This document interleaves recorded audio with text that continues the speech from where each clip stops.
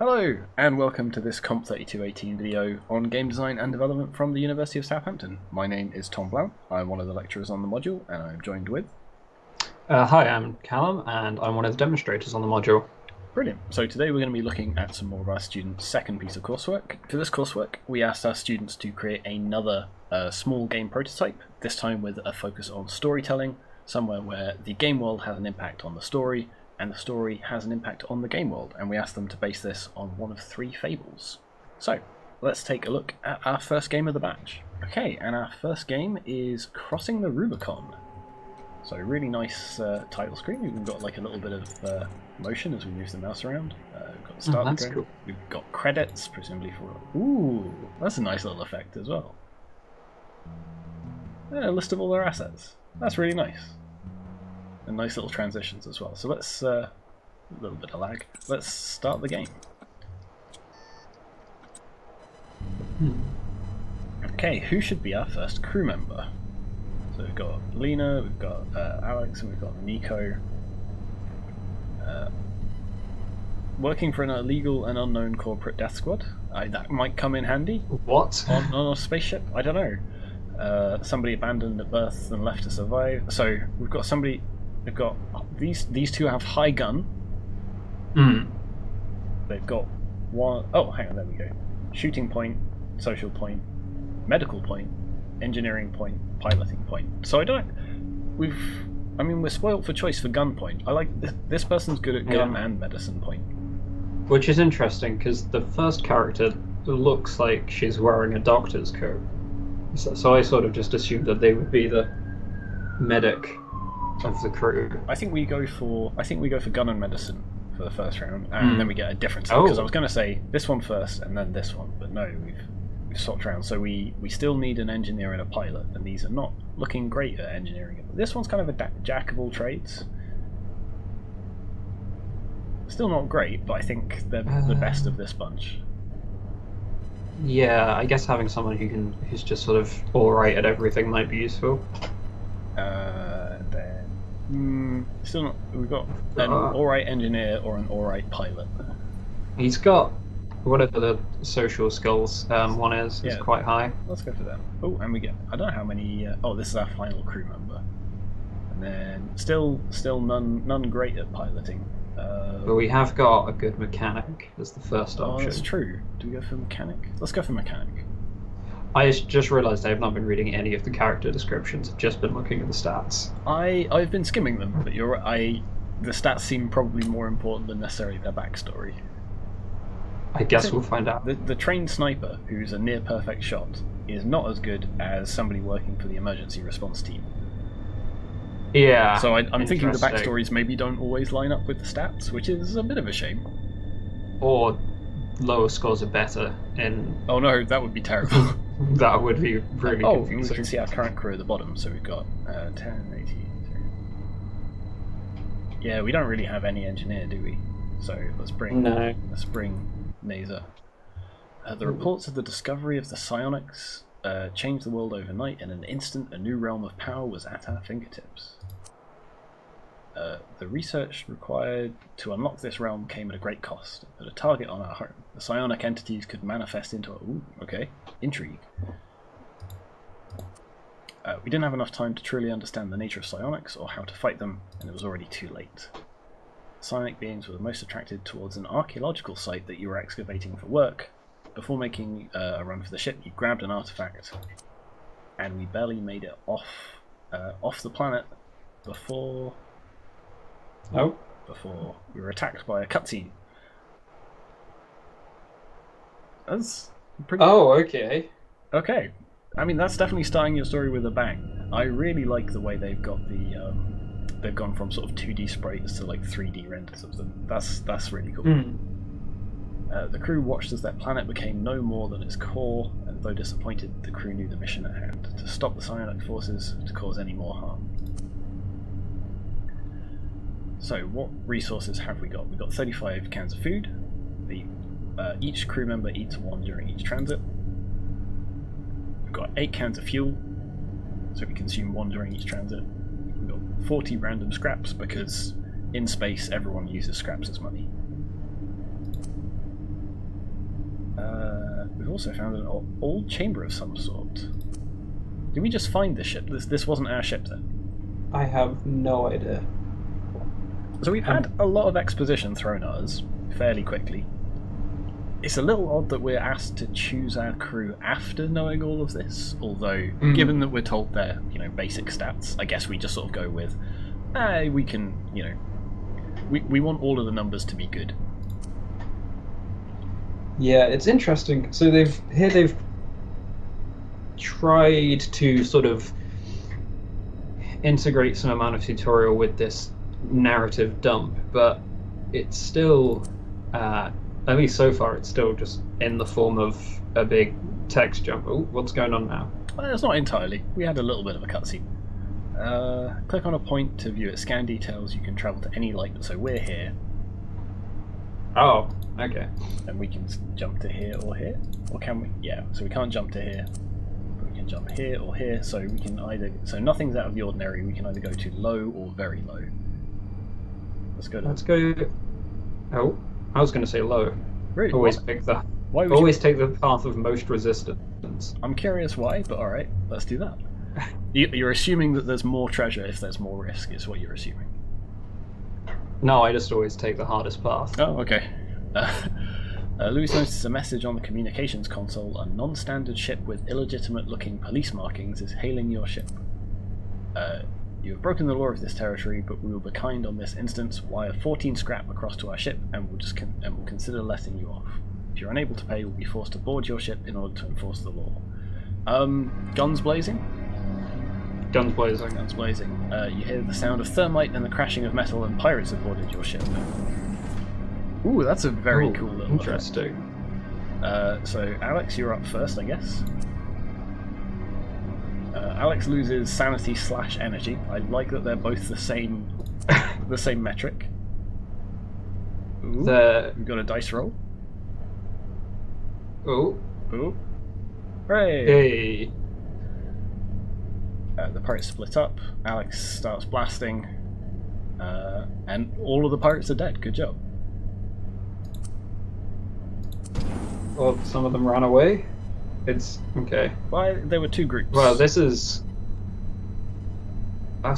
story is going at quite a pace, but I guess they don't have a huge amount of time I was going to say, small prototype. They've got to cram a lot in a small space. Now we get the typical sci-fi bit where we touch the MacGuffin and somebody has a vision of the future.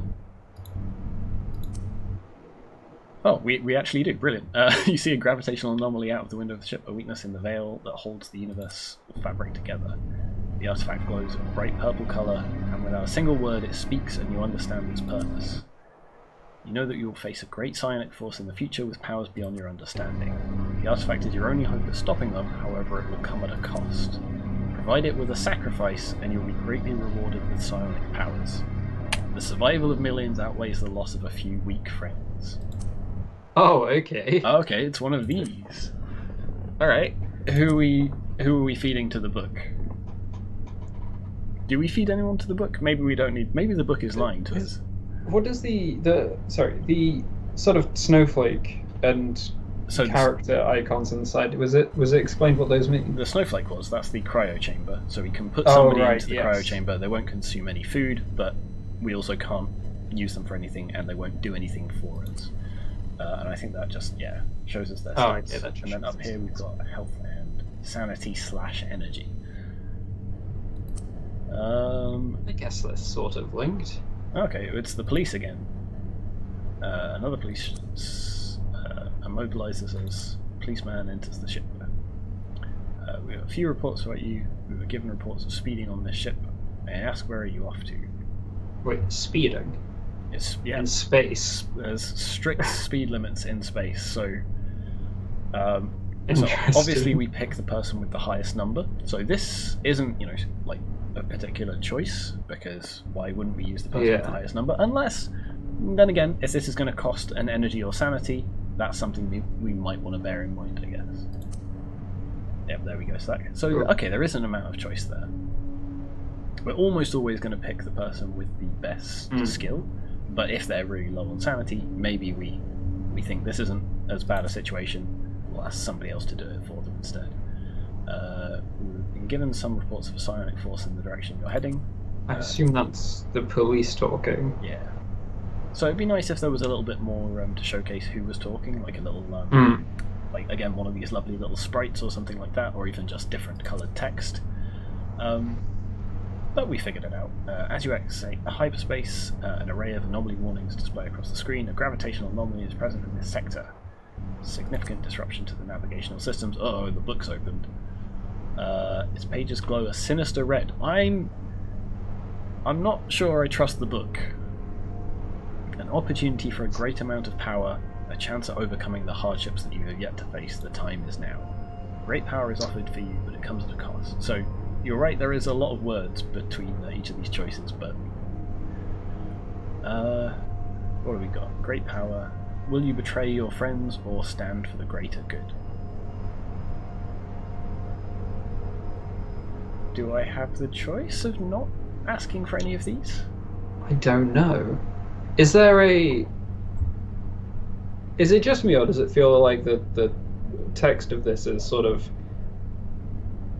implying that one option is more morally correct than the other? I mean, it specifically says, will you make the right choice, so...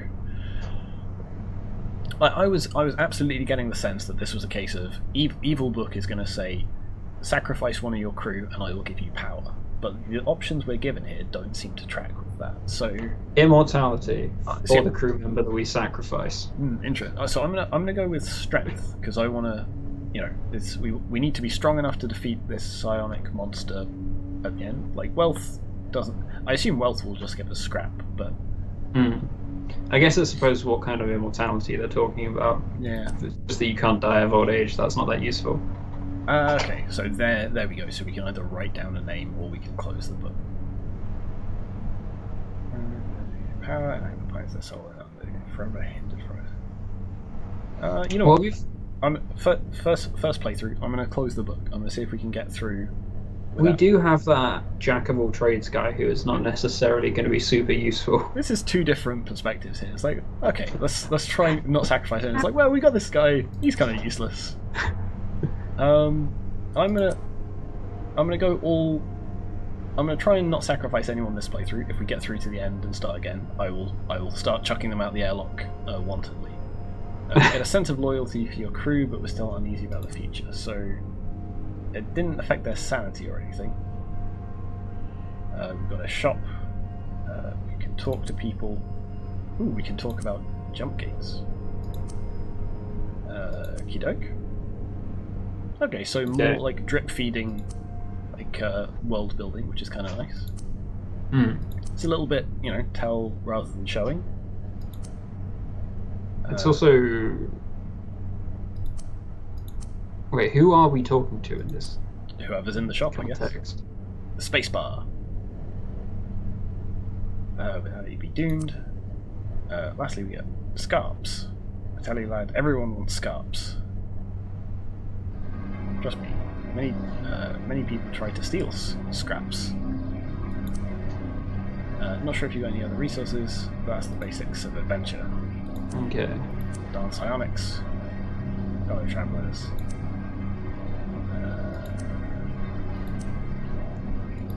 So yeah, that's... On the one hand, it's nice that they're including like this additional optional like world building, but it's a little bit tell don't show because we are just looking at a picture of our crew while this conversation's happening. Yeah. What are the crew actions available? Let's have a look. The crew sitting idly around preparing for the jump. They can either so right now they can just provide medical attention, and that costs 4 food, but I don't think we need to give anyone medical attention. What about the shop? So we can buy food, we can buy fuel, we can haggle. Let's try haggling. Is this going to cost sanity? Yes, it is. Yes. I'm sure that will be fine. Oh no! Oh no! I'm not sure it'll be fine. Okey-doke. That made things more expensive. Oh no! Let's buy some fuel. I like that we can choose which resource you're trading it for. Yeah. I'm gonna go for quite a bit of fuel. And then let's go for food, and then much can we afford? That. There we go. Alright, let's hit the road, or hit the space.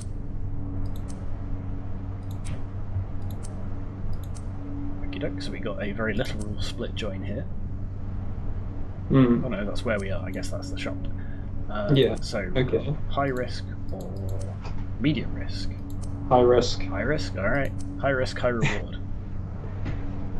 We've spent so much scrap, we need a big reward. That's true.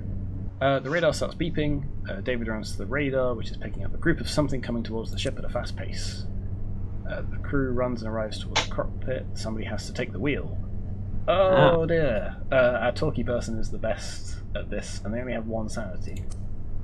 Oh, it'll be fine. It's probably Ooh! Hey, they've got a whole Darkest Dungeon type thing, where if you stress somebody, they get a new personality. That's kind of nice. I didn't realise that was a thing. Under pressure, Lewis remains strong and stands up to protect their friends. I don't know what effect that's had, but they failed. The speed of the ship gradually increases. Thankfully, only a few scratches were ever caused. He won't ever forget this moment. Okay. So, wait, what? The book's open. There wasn't really a penalty there. Maybe that's I because guess. of the heroic thing? I'm not sure.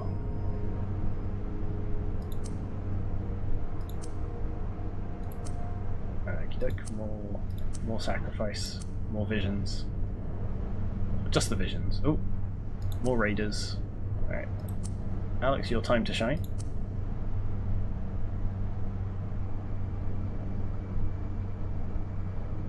So no cutscene with the pirates this time, which is a shame, No. because that was kind of a nice touch. Right now we are just staring at our crew a bit. Instead of looting the So we got the same result as last time. Yep. Which I guess makes sense. roll success. Come across a ship. Its markings indicate its belongings to a devout religious organization against psionics. That sounds like it might come in handy. We sense your holy aura and devotion to our cause. Please accept a gift from us to help. Sure, accept. Yeah, who doesn't want gifts? We get a chalice. We shall meet you again at our shrine to shower you with gifts. The shrine is on the way to your destination. You will see it quite clearly. This is fine. As you exit hyperspace, an array of anomaly warnings display across the screen. A gravitational anomaly is present in this sector, which is this is book time again. Let's ignore the book. I didn't even get to see what the options it was giving us were. I think it was the same set of options. Do we have crew actions? Yes. Okay, no. But Oh wait. nobody needs medical If we- attention. So how do we give them more brains? More brains, more sanity. Maybe there's an event. Maybe we can take them. Oh. Wait, can we put them in the cryopod? With that? We don't Is need that to what put that does? the cryo just stops him consuming. Oh, food. they don't take food. Okay. So I don't think there's anything we can do at the shop. And That didn't seem very risky. didn't. So we got. Do you want high risk again? Of course. Here's the thing. Again, is this a choice? What are we choosing between? Well, they have different fuel requirements. I was going to say I this guess. one suddenly a choice, right? This was high. This was medium. Then we had high for an extreme three. Oh, we Okay, missed so the extra. Well, we get 2 high in a row, so Yeah. rather than a medium and extreme, so it averages. Actually, that's a point. So this was 3 plus 3, and this is 3 plus 3. Okay, so it kind of averages out. Let's go this way. But okay, yeah. Again, that is a choice. It's maybe not the most interesting choice, but there was definitely some amount of decision making rather than calculation over: do we go for the shorter, riskier route, or do we go for the longer, safer route? Oh, there we go. We've got a chalice. Thank you for thrusting me. Take this. You gladly take the gifts and continue on. Oh, 3 fuel, 12 money, 12 food, 10 money. Perfect. So I'm guessing that if you don't take the gift, they won't let you in, and it might start a fight. But And I would assume that if we trust the book, they don't like us. perhaps. So I tell you what, you have their game notes on hand. So as part of this coursework, we asked them to submit a few notes. Oh. Oh no! Why have we only got one option? Because he's stepped in because he's a hero. We broke him, and he's Oh, decided no. that in moments of true stress, he's the hero, so he's the one that's going to step up and do it. That's Oh, kind that's of cool. not I like great. that. That's really It bad. is, but it's not good for us. Oh, so he gets +0. Critical. He's Oh. a hero. He is a hero.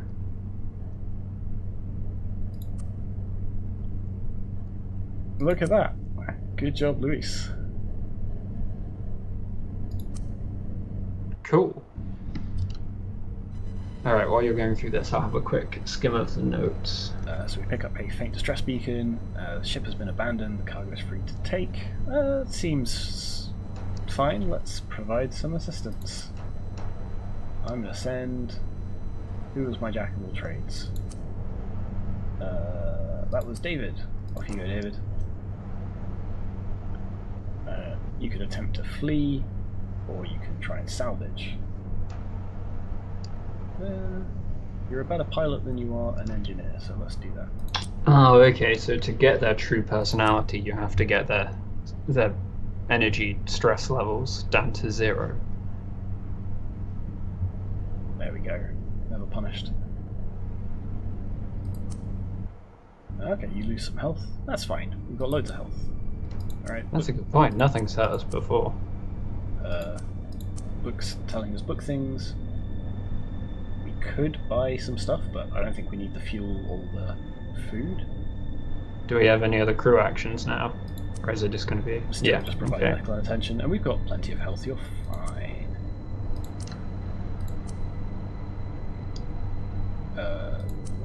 You receive a message to your console. Land your ship near the camp. We want to discuss things with you.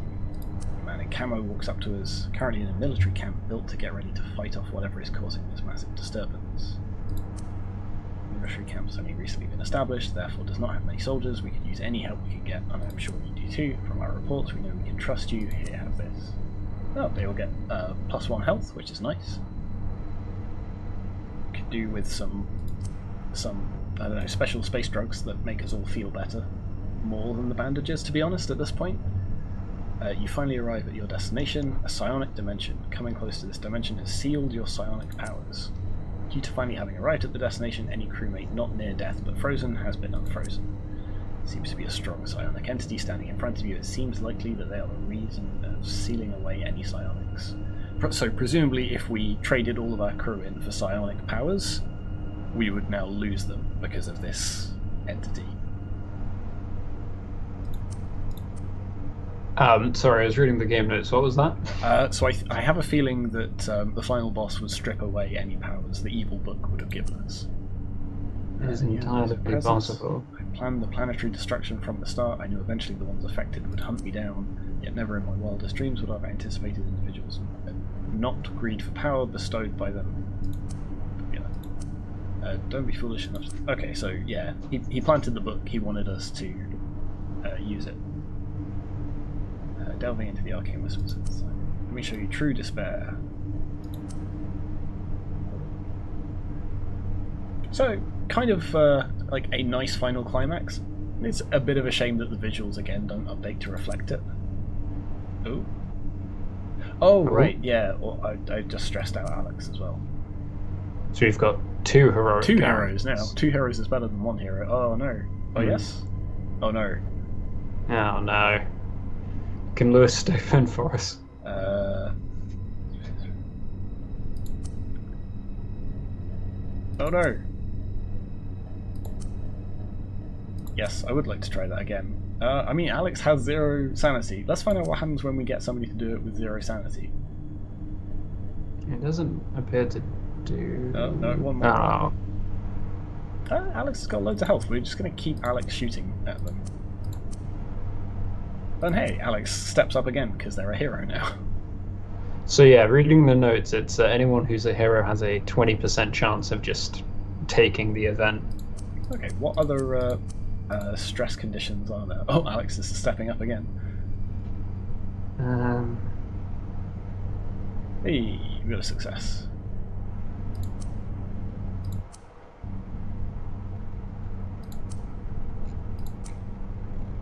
I don't think they've listed all of the Okay. character types in this. All right. Well, I think I've got to get through this roll 3 times.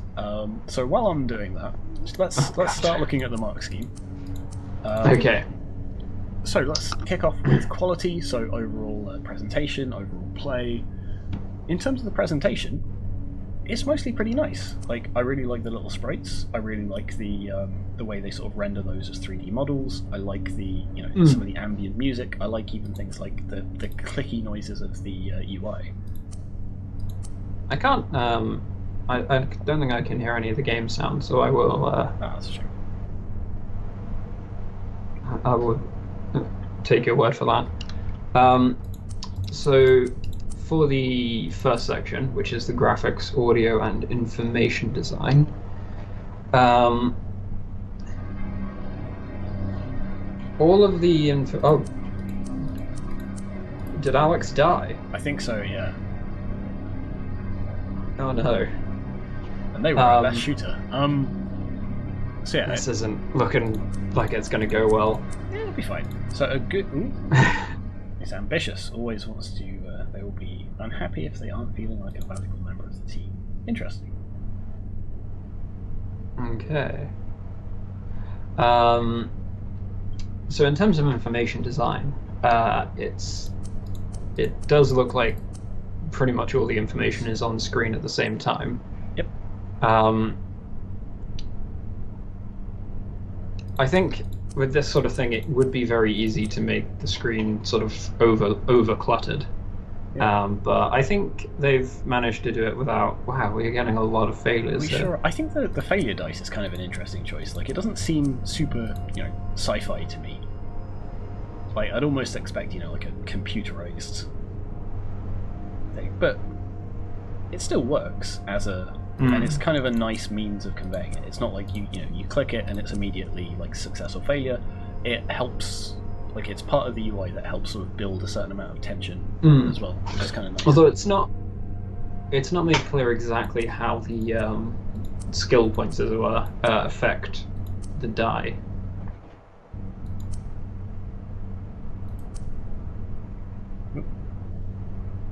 Interesting. The evil entity has gone insane. You shoot the artifact. You shoot your own artifact. The hope of this universe is the destruction of psionics. Through the ups and downs, the adventure experience will never to be forgotten. Wait, what did we do? We shot the big bad guy enough times that he jumped into a book, and then we shot the book. Okay. And it worked.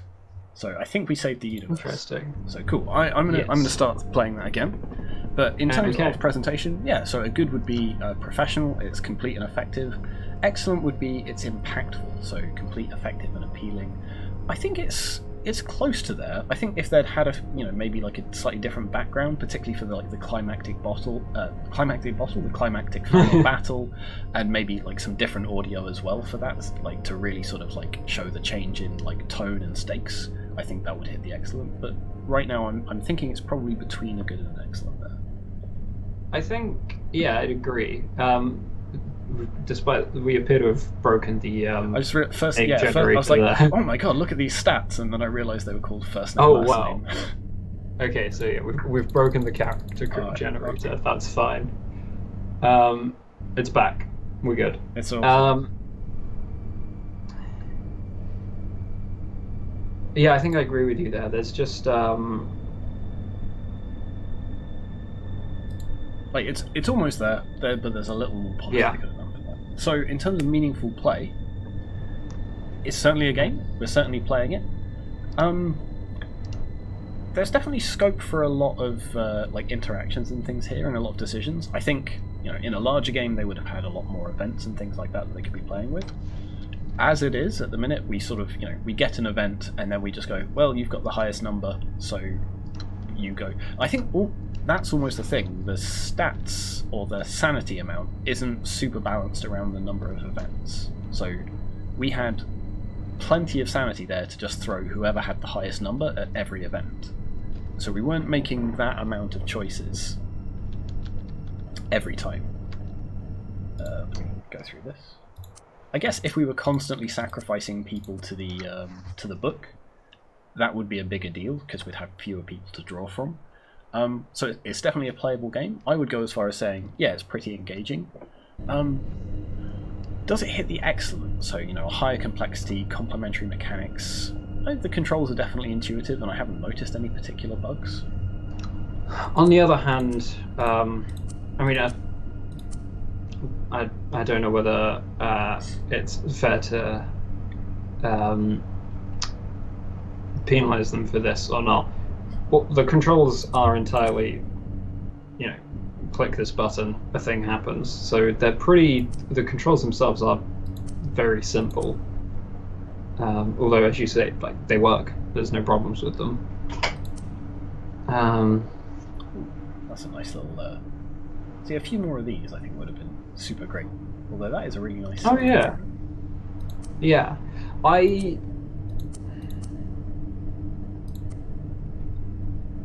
I feel like it doesn't... I think it's pretty well in the good category, but I'm not sure that I would say it reaches up to excellent. Yeah, I think I agree with you. I think the mechanics that they've got are good, but partly due to the way they're balanced, there's not a huge amount of depth to the play so much. Yeah, but having they definitely have sacrificing this time. Yeah, we definitely have enough mechanics that in a larger game they definitely could build in all of the events that did that. But yeah. Oh, you're aggressive. Oh. So you're going to lash out at friends. So you're getting sacrificed first, basically, is what we're saying. What is Lewis's? What are his abilities? Oh, it's Lewis and it seems it was simple integer. Okay, well, 50-50 shot of who we're throwing into the void. You want strength or immortality? Let's go for strength. And let's get rid of Ethan. And now we have a new button. Ooh. What does that do? Okay, so we can give... So effectively we can pull all of our stats into one person. What does giving them strength do? I don't know. Let's... Oh no, I got rid of the wrong Ethan. Whoops. Oh, we've got Ethan and Eaton. Ah. That's a shame. Let's give Lucas some absent-minded. Absent-minded. That seems to have stressed them out. Okay, well that's great. We've got 2 aggressive crew members and an absent-minded one. Oh, all skills set to 20 until transit. Okay. Okay, cool. When it says transit, I think to the next sector, yeah, or we're about to transit. That's an unfortunate time for we it. learned.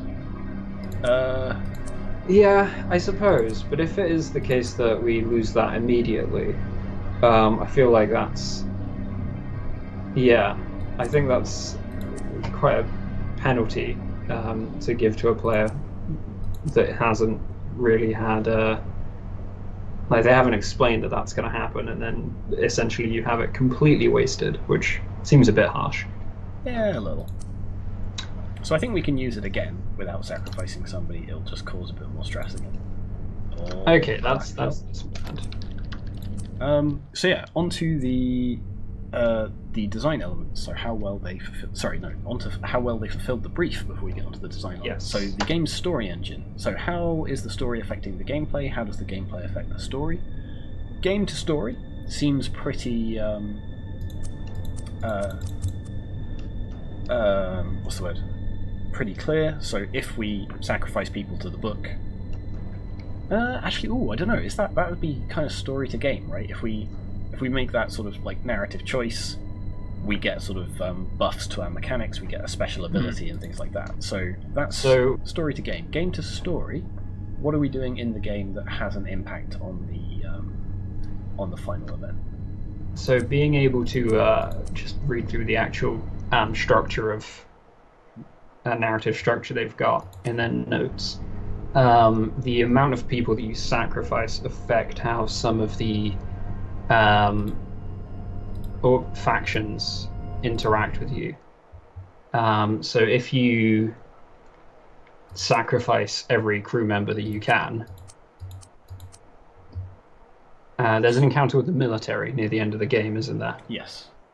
So if you sacrifice all 3 crew members that you can, the military will immediately open fire on you. Oh, okay. Whereas depending on how many characters you've sacrificed, there's different options for how they'll interact with you.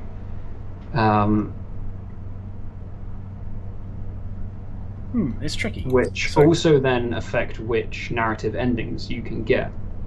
So, for instance, if you don't sacrifice any crew members, there is only one ending that you can reach. Whereas if you sacrifice all of them, you can, in theory, get all 3 of the endings. Oh, interesting. Which is... Okay, so in their game notes, what do they talk about the how they've implemented their story engine?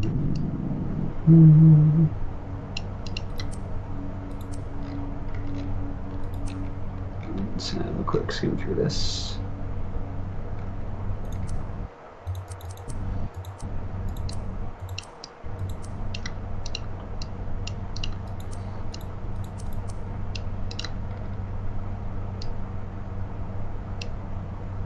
Okay, there might be a little bug here.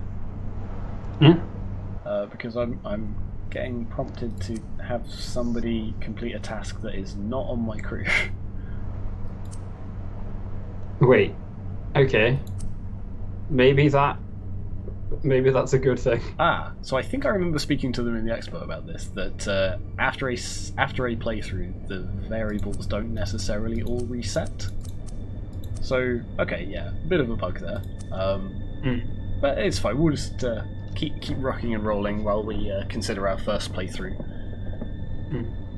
So, in terms of the story engine, there is a sort of fixed branching path that they have, with certain events happening at fixed times, but then in between them there is random events that are self-contained, such as the police and pirate interactions. There we go, speak of the devil. And then they've got an example of each of these fixed events then has its own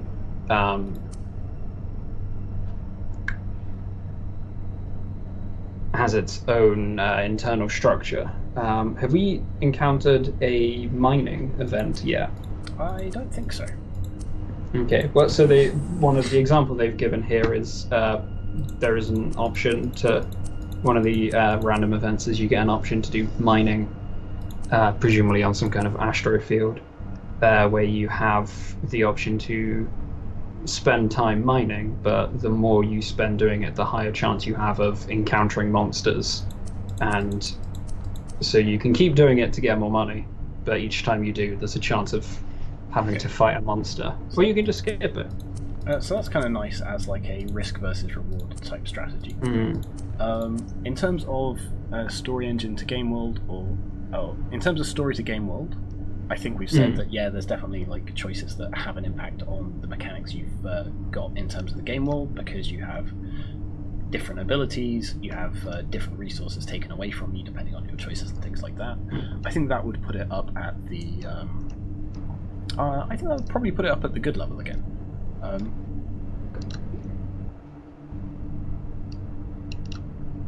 Yeah, and then we've also got the wait, sorry, are we talking about game to story or story to game? So I was talking about story to game, because the game definitely changes as sort of the story does. Yes. Game... So the revealing of the characters' personalities obviously then affects the way that the game works, because as we saw in the first run through, the heroic characters can limit your options during encounters by forcing themselves to be the one you use. Yeah, it's kind of tricky to talk about in a game like this, where a lot of the sort of like story and game choices are like sort of meshed together in this way almost. So I think they probably end up getting a good for both in terms of those. Okay, so what about agency and the richness of some of these choices? So we've already talked about them. Like on the surface, they may not seem that interesting, but then when you sort of look at some more of the mechanics, there's a bit more to it than it just being a straight up and down calculation. Before we move on to that, sorry, can we? I did not write down what you had said for the game mode story and story to game mode. Like they were both on good. I think so, yeah. So they for both of them, there's a number of examples where the game will impact the story and vice versa.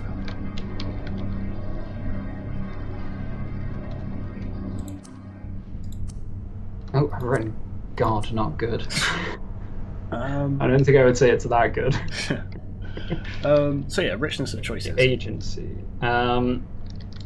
So got some attempts to manage the player's agency. Yeah. Interestingly, as you sort of mentioned, by almost in some senses taking away the player's agency to reinforce some of their earlier choices by sort of like having a character step in and decide that they're going to take over. That's kind of a nice touch. Yeah, I think I would almost say they're pushing up towards the excellent level for this, so a network of interesting choices and effective. Every choice you make sort of ripples forward throughout because it affects the resources you've got and then the resources that you've got left, and that will affect your decisions going forwards. Here we go. Here's the risky mining one. Again, a nice example of a choice that's like risk versus reward. And we've got the obviously the options to sacrifice characters, which doesn't just have the sort of immediate effect of you've lost a character but gain powers, but later on there are consequences that are vaguely sort of implied or hinting at, but aren't made completely clear. So you've got a sort of, you have to try and... I mean, we know, the book is pretty... You have to try and... The book is pretty clearly evil, so sort of layering on that kind of moral dimension to the choice is kind of nice as well. It is. I think it's an interesting choice to make it so that the book is the only way that you can get access to all of the endings, and if you ignore it, there's only one ending you can choose. But again, but it's the good ending, or I assume it's as good as relative.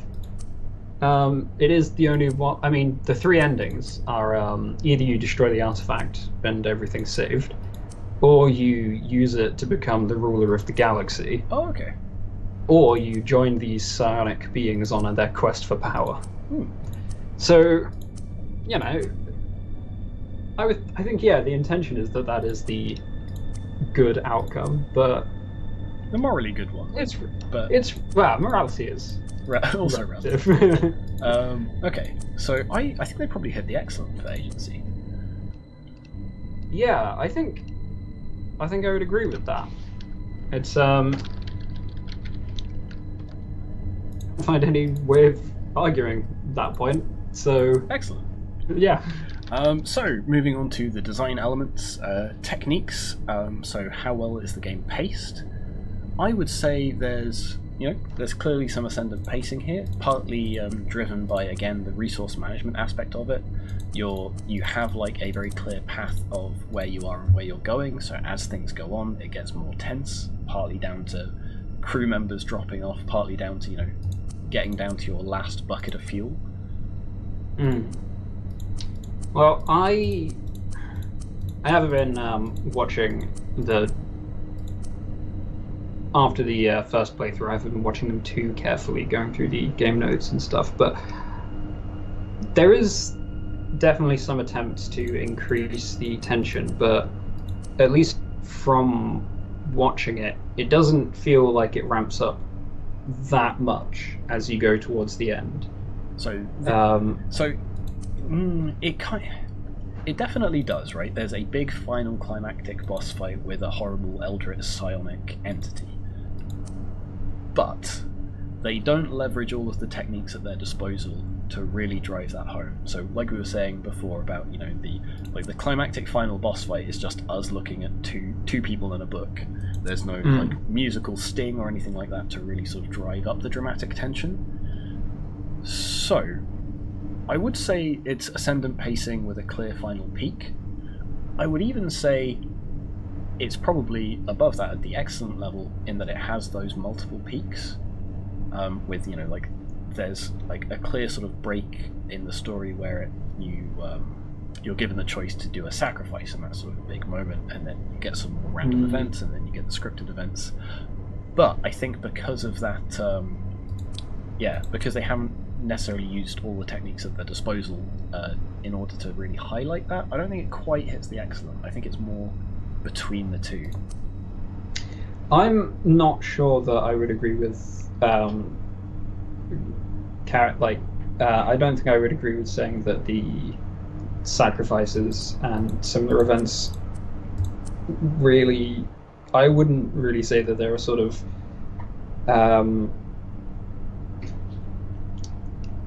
peak in the pacing. Again, maybe it's different when you're playing it, but from watching it, I think it feels fairly flat on what's happening, because it's, at least from the outside point of view, there is just a lot of choose this, person dies, stats change, and that happens in every encounter. So that's true. I think narratively it's a dramatic peak, but it's not reflected mechanically. Is what you're getting at there, and I think that's partially what I'm trying to say with the, you know, the lack of sound, the lack of, you know, like that sort of being reflected in the mechanics. Okay, so yeah, perhaps also, it sits at the good level then.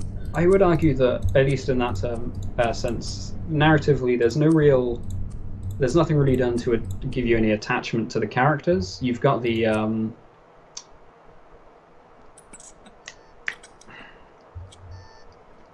we've got their sort of like you've got personalities that shine through.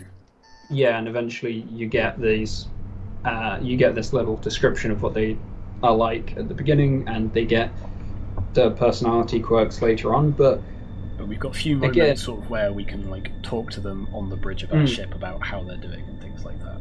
That's true. Or any interactions between them. So the sacrifice really does feel sort of superficial in a way. Again, but I think small game prototype, right? We're not expecting Mass Effect or anything like that, and I think that will come more into the storytelling technique. So I think for the pacing, I definitely agree it's good. Okay, so storytelling techniques, you're right. Having those extra sort of dialogue moments, I think, would have been quite nice. But they do have, they've got a lot of exposition by text, which is a bit of a shame.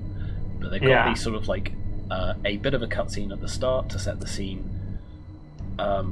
They've got the sort of personality like appearing sort of partway through. Again, maybe they could have done that in. I think one way they could have maybe increased the sort of the significance of the characters is just have, as part of the batch of random events, rather than say getting accosted by pirates or having the opportunity to mine, like, oh, a fight breaks out between these two characters. Yeah, sort of more internal events type thing. But that is more of just a sort of changing the focus of what the game's narrative is aiming at, really. Okay, so a good would be successful use of more than one game writing technique, and I think we're probably there. I'm not. They've got cutscenes. They do have cutscenes, like a bunch of like, again, text dump is not the most elegant way of doing it, but it is predominantly a text-based game. Yeah, I agree. They could have done with some more like background stills of key moments, like particularly when we saw the pirates arrive and there was a little animation. That was really, really good. But yeah, if they'd had that for the final boss and not the pirates, I think I would have been happier. But other than that, they've got multiple techniques, and so I think that's good. The question is, do you think the mechanics of this game support the theme? I guess that's a question, actually. Which of the three fables do you think they've gone for? I would actually argue that I think they've only really made successful use of the text-based story, because the cutscenes they do look cool, but they don't, at least the ones I've seen, don't really add anything to the story. It's all, it's cool visually, but it doesn't help with the narrative at all, as far as I can see. Like all of the narrative stuff is done through text, and although there are these other features, I don't think they actually contribute to that. Perhaps. Okay, let's focus on the mechanics again for a second. So, which of the three fables do you think is the one they're going for here? Can you remind me what the fables were? We had the Hare and the Tortoise, the Shepherd and the Lion, and the Two Travellers and the Bear. And I have a feeling I know which one they've gone for. Oh man, I can only remember what the first one is about. You have a look and see if they mention it in their notes. I think they've gone for the Two Travellers and the Bear, which is all about, do you effectively betray your friend for a boon? Which seems to be what they're going for. Oh, this is the wrong which means I think they probably, a core part of their mechanics are, do you effectively throw one of your friends under the bus for some short-term gain, and then does that come back to bite you? I think that probably does. So I don't think they actually state which fable they're basing it on. Okay, well, I'm going to confidently make the assertion that it's that, which makes me think that it's maybe up at the excellent range. If you think that maybe sort of like some of the use of storytelling techniques hasn't been as successful as it could have been, I think then let's say it's between a good and an excellent there. And then lastly, because we've been on this game for quite a while and we need to move on, let's have a look at the feedback. Yes. Okay. That was the...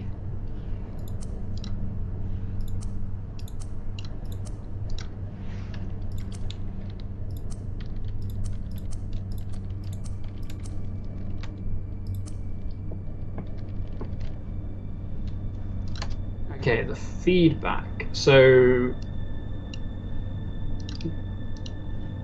the main thing here is about getting feedback, understanding the feedback, and then successfully responding to it and solving any problems that are brought up with that. Yeah. So they have a lot of feedback here. Okey doke.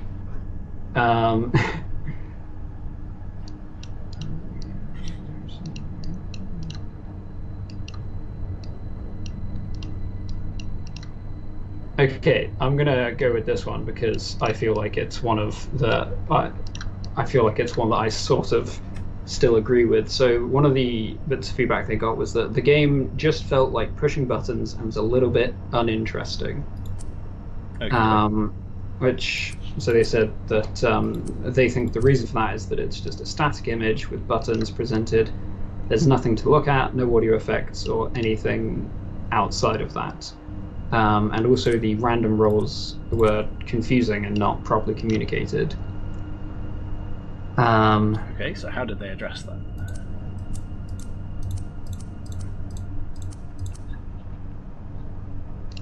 Okay, so they've added quite a detailed explanation of how they did it on the back end, but essentially they've added some sounds and animations to trigger in certain situations. And to make the random rolls more interesting, they've added that rolling die animation that pops up when it's doing those. And they also added the generated character sprites to sit in the background.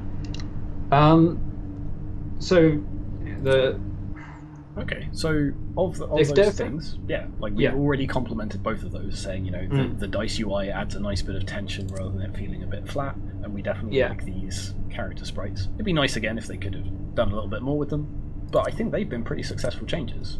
Yeah, and I think with the the feedback they got was just that it was uninteresting, but they've taken that and looked through the different aspects of it, and I think they've interpreted that really well. Yeah, so I think that hits the excellent Omni-Mux criteria there.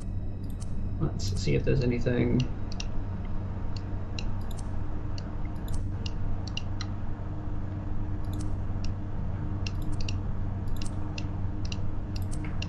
Okay, so this is That's just a bug that they fixed.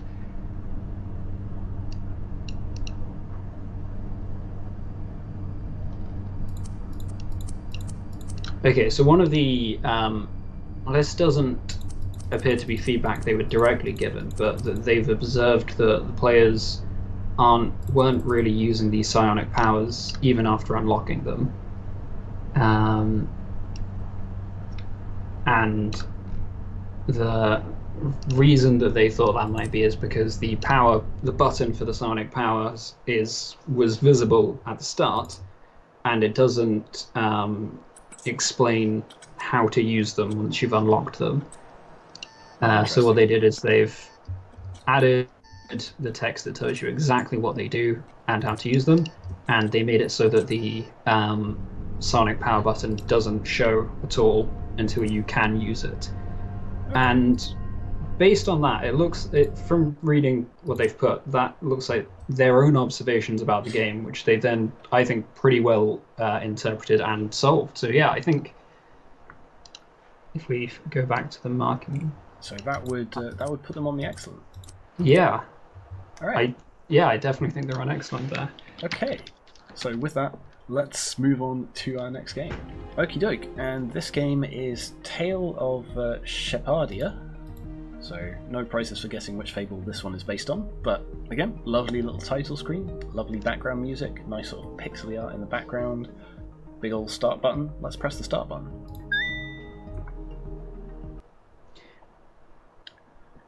As you are travelling the lost path on your quest towards the Tower of Darkness, okay, so clearly starting in medias res there, you approach a lone wolf standing in a clearing. Z for next.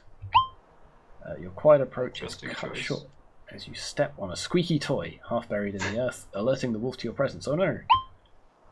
Turns around to face you and bares its teeth. Or wolfs its teeth. So we can either attack, where we play rock, paper, scissors with wolf, or we can take an action. I'm a touch the wolf. Touch them.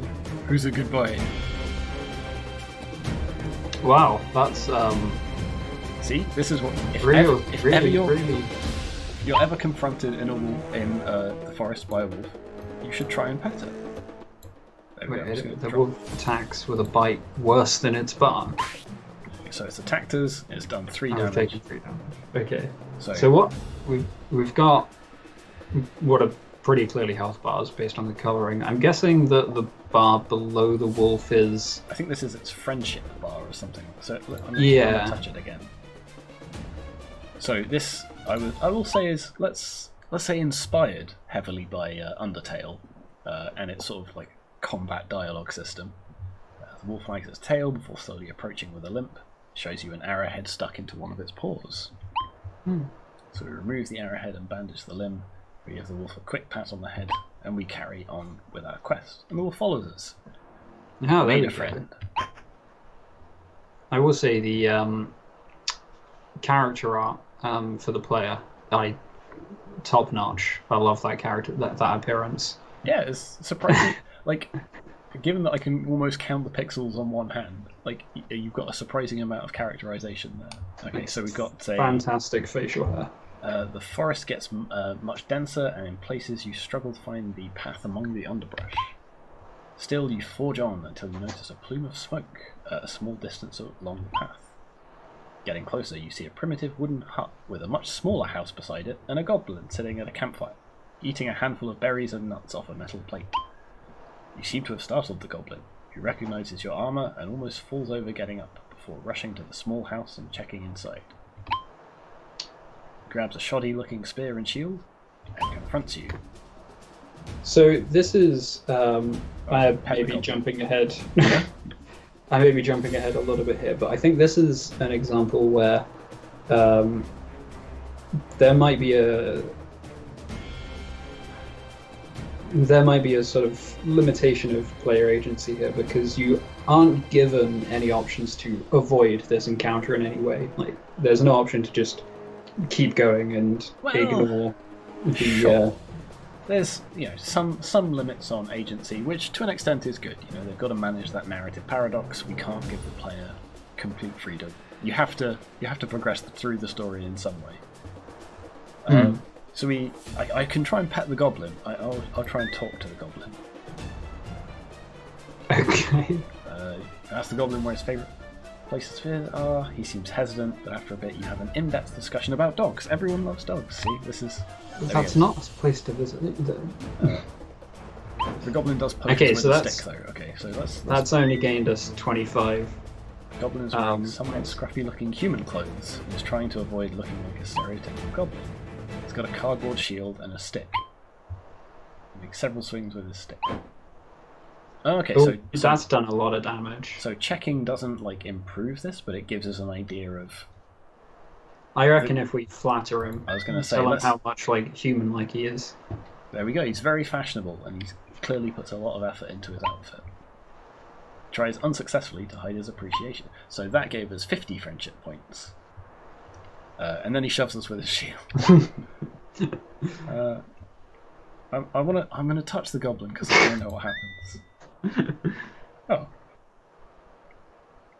The wolf shows up. Okay. The goblin immediately goes to pet it. There we go. Okay, so the goblin touched the dog. We didn't touch it. We didn't touch the goblin. Don't touch goblins without their consent. Sorry, human, I seem to have misjudged you. I thought you were here, like the rest of those in that armour who came to chase me out of my home. As compensation, allow me to guide you through the next part of the forest. It's incredibly dense and you'd need a miracle to get through by yourself. I suspect I know what we're going to do in the second playthrough. After paying another quick visit to the small house, the goblin leads the way through the dense foliage for what feels like hours. Eventually you see the light of a clearing up ahead, marking the area surrounding the Tower of Darkness. We make our way through the seemingly deserted grounds towards the singular door of the tower. To your surprise, it's not even locked and opens with a simple push. You cautiously make your way up the spiral staircase and you start to hear a deep humming sound, getting louder as you ascend further and further. Reaching the apex of the tower, you see a dark figure with its back turned to you. Palpatinish, you say as the figure turns. Oh no, Palpatinish has returned. I had expected King Leonito to send a force a bit taller. You're out of your depth, you know. I'm in the middle of conjuring the most powerful spell ever imagined. An incantation so vile it'll turn even the best of friends into mortal enemies. Thanks to you, it'll go off in just a minute once I finish gathering all of that lovely hate energy from you. Dun dun dun. You feel your encounters rush before your eyes, but they are fond memories.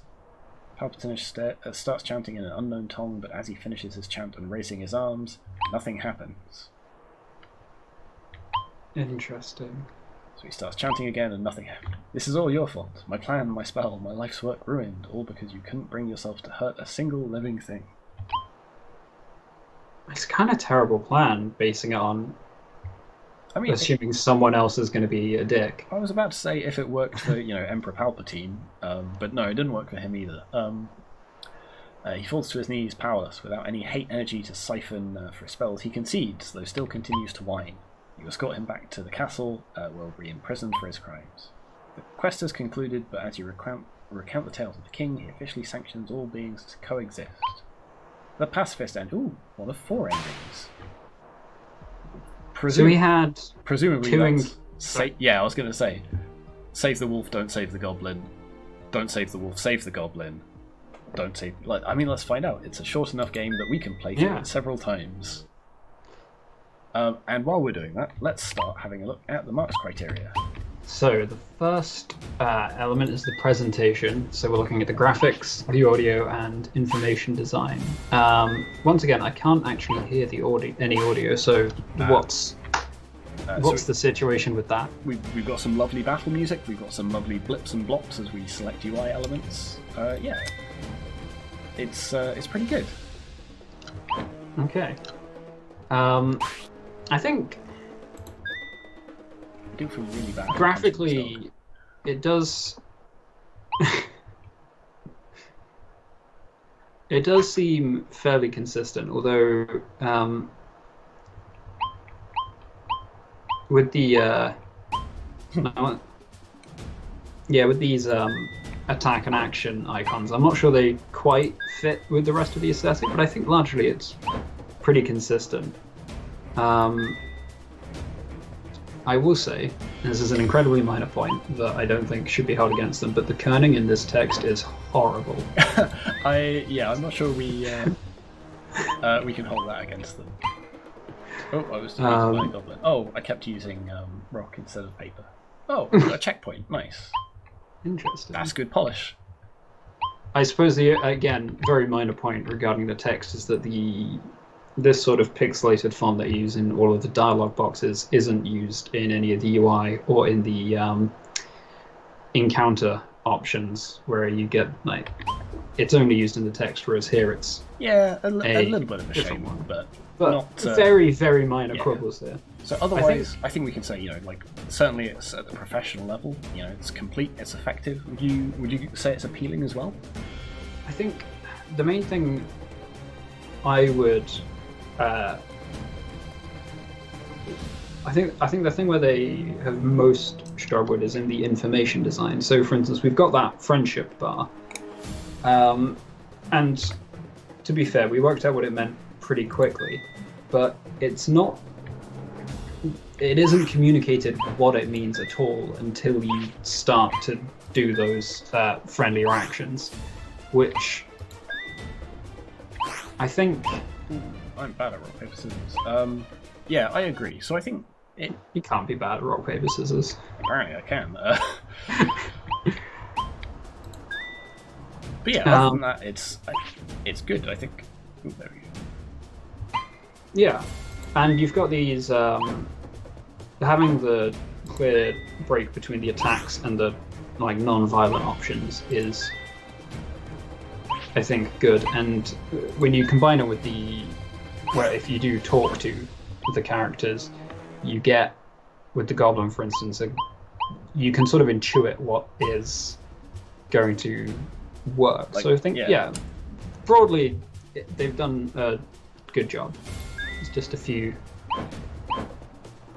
bits I'm being pernickety about. A few places for polish, and that's fine. As for whether or not... So good, we've got complete and effective presentation, and then excellent goes up to complete, effective, and appealing. I feel so bad. The wolf was called Scruffy. Is this the kill everything route that we're doing? Yes. Okay. And I feel terrible. So yeah. You should. And yeah, I think I quite like the appearance. I mean, one of the first things I commented on was that guy has a fantastic mustache. And I mean, personally, I'm not... Oh my god, that guy has a 9,000... Yeah, I just realised that, although... friendship bar. Personally, I don't like the color palette for this background, but again, it's nice and consistent. I think, broadly, it's. I think, it is. I would say it's appealing. Okie doke. So, should we say between good and excellent then? Yeah. Okie doke. So, moving on to meaningful play. Now, there's not necessarily a huge variety of different mechanics, but. We've effectively got, the rock, paper, scissors mechanic for the attack. We've got the... Actually, that's fine. So covering mechanics, controls, and bugs. I don't think we found any bugs. Not that I've spotted. Oh, okay. Goes around. Can't flatter him. Can't talk to him.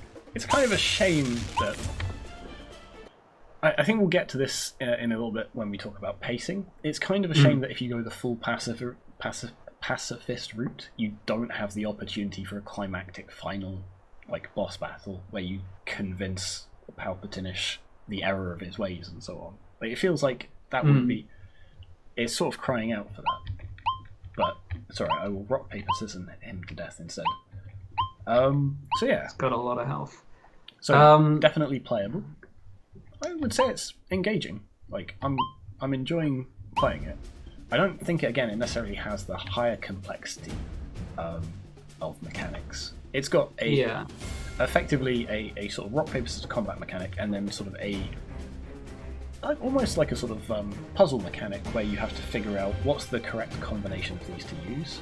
Now, I think if they were going to draw even more direct inspiration from Undertale. The way Undertale manages some of this to give you more complex mechanics, more complex puzzles, is that you end up with combinations of enemies, which you have to use the right action on first. There's a particular order that you usually have to do it, and things like that. So there's definitely scope for a lot more complex use of sort of these underlying mechanics. But I think the mechanics themselves are good. Yeah. The controls wise, again, as with some of the other games we've looked at, it's clicking buttons. So they're not particularly. I say they're not particularly complicated. They're not in any way complicated. Yeah, it works perfectly well, but there's not much there. I think it may be a little closer to the satisfactory side of good than good itself, I think, just because it is quite simple, so possibly between a satisfactory and a good.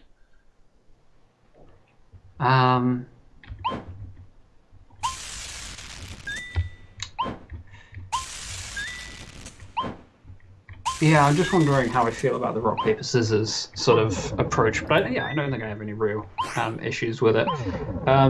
So... satisfactory? I think between satisfactory and a good. I think it's okay. If it were just the rock paper scissors, it would be too simple for what we're asking them to do. But because they've got like the sort of dual mechanics of things, like the mechanics themselves definitely they could. I think it's the fact that it's even for a small prototype, it is quite a short experience. If they'd have included different types of monsters and different types of those puzzles, it would push it up a bit more. But yeah, I think between a satisfactory and a good feels about right for this. Okay, so the next section of the mark scheme is fulfilling the brief, and the first part of that is the story engine. The storage engine. Where do they put their wolves? So game world to story. I mean, there's clearly an impact based on how do we use the mechanics at our disposal to finish off each enemy? Do we rock, paper, scissors them to death? Do we flatter them to death? And that has a big impact on story later down the line, not just in terms of having an impact on the final ending, but the fact that characters reference stuff that happened. Again, really short game experience, but they managed to have callbacks even in that short experience, which is really nice. The fact that the goblin says, "Oh, you killed that wolf! How dare you!" is a nice reference to something that we did within gameplay. I fully agree with that. I think so. They're definitely at the good level, where we have a number of examples where the game world impacts the story in important ways. Yeah. To get up to excellent, it needs to be a consistent interplay between the game world and the story, including important impacts.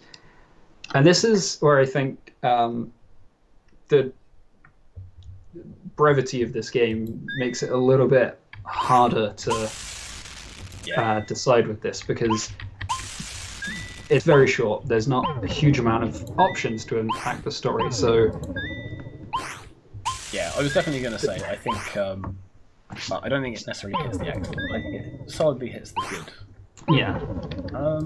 So going the other way then, we have how the narrative affects the game. And with that one, I'm not sure there's much of an impact at all. Well, it depends, right? We don't have this final boss fight if we've made the decision to spare the wolf and the goblin. I suppose, but I guess the question then is, would you... what constitutes a story choice versus a gameplay choice in a game? Yeah, is deciding to beat them up. Is deciding to beat them up a narrative choice? I would probably say yes. You're making the decision to, but you're also having to use sort of the game mechanics and actions to do it. It'd be nice if there was some understandable pattern here, because I think... Ooh. Hey, you did it!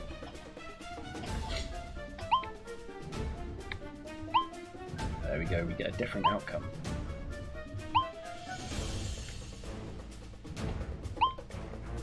We got the apocalypse ending. Nice. Or not nice, but I think seeing whether the kill one and not the other would give a better indication of how much. So while I'm doing that, do you want to have a look at the game notes and just see if they mention anything? Okay. Oh, these are nice and brief game notes. I appreciate that. As they should be. We're not looking for essays for this.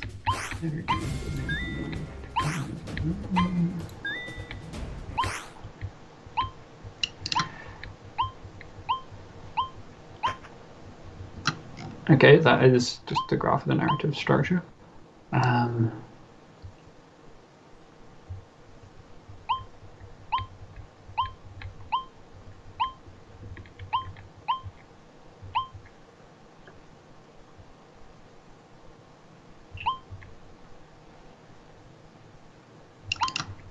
Okay. So the effects that the gameplay has on the story they've described pretty much the same as we did in here. Regarding the story affecting the game, they've said the following, like choosing the violent options will make later encounters, enemies will be less trusting or tougher.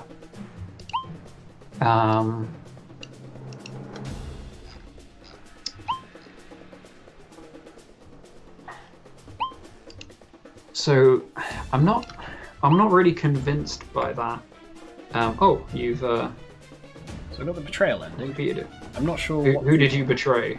I don't know. The goblin, I guess? Interesting. Did the how different was this fight compared to the previous one? The fight itself wasn't super different. Like sort of narrative wise, he just summoned a goblin. There was no wolf that time. So yeah, it doesn't have a huge impact on the gameplay, but I think the fact that there's so here's the thing, I think the fact that there's no boss fight if you go the true pacifist route is an impact on gameplay. Maybe, not as big of an impact as the other way around, so maybe like a satisfactory. I think it might come back to hurt them a bit when we talk about the pacing, but we'll get to that. So yeah. I think it's satisfactory. So satisfactory is some examples where the story impacts the game world. I might argue that it's close to the pass level, because a pass would be a few sparse or minor examples. Yeah, that's true. It doesn't dramatically change the way in which you're playing the game. There's arguably one where it just removes a fight. Yeah. But you're right. Other than that, it's not a particularly dramatic change. So okay, yeah, possibly closer to the pass there. That feels about right. Okay. All right. So now we have agency. And so, I mean, you're the player. How much agency do you feel you have? I mean, I'm certainly making, a couple of different choices, right? And I mean that almost literally. I have a couple of choices, which is, am I saving the wolf? Am I saving the goblin? So presumably, if I kill the goblin's dog, the goblin is going to be harder to befriend, actually. So that might be a bit of an impact on the gameplay, but still a relatively minor one. So, at least from the impression I've got, if we start at a pass, that gives you some choices, but only a few are interesting choices, which I feel describes this pretty well. Because the choices are essentially, do I befriend them? Do I not? And I don't know how interesting a choice I would say that is. So here's the thing. I would say all of the choices are interesting because it's a case of, do I want to, try play it risky, play it, slightly more malevolent, and sort of gamble on like rock paper scissors, or do I want to trying to be kind and puzzle things out and try and get an equitable solution. Like, in that sense, the choices are interesting. There's just 2 of them. Mm-hmm. So to get up to satisfactory, they would need a number of interesting choices. And yeah, as you say, there's 2 choices in each situation. So I'm not sure that I don't think they get up to satisfactory with that.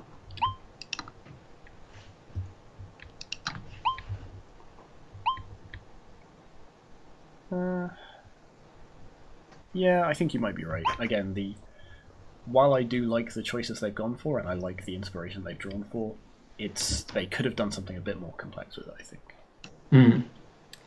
And similarly for the design elements, so pacing and techniques. Pacing-wise, definitely got ascendant pacing. We go from wolf to goblin to necromancer, your standard RPG arc.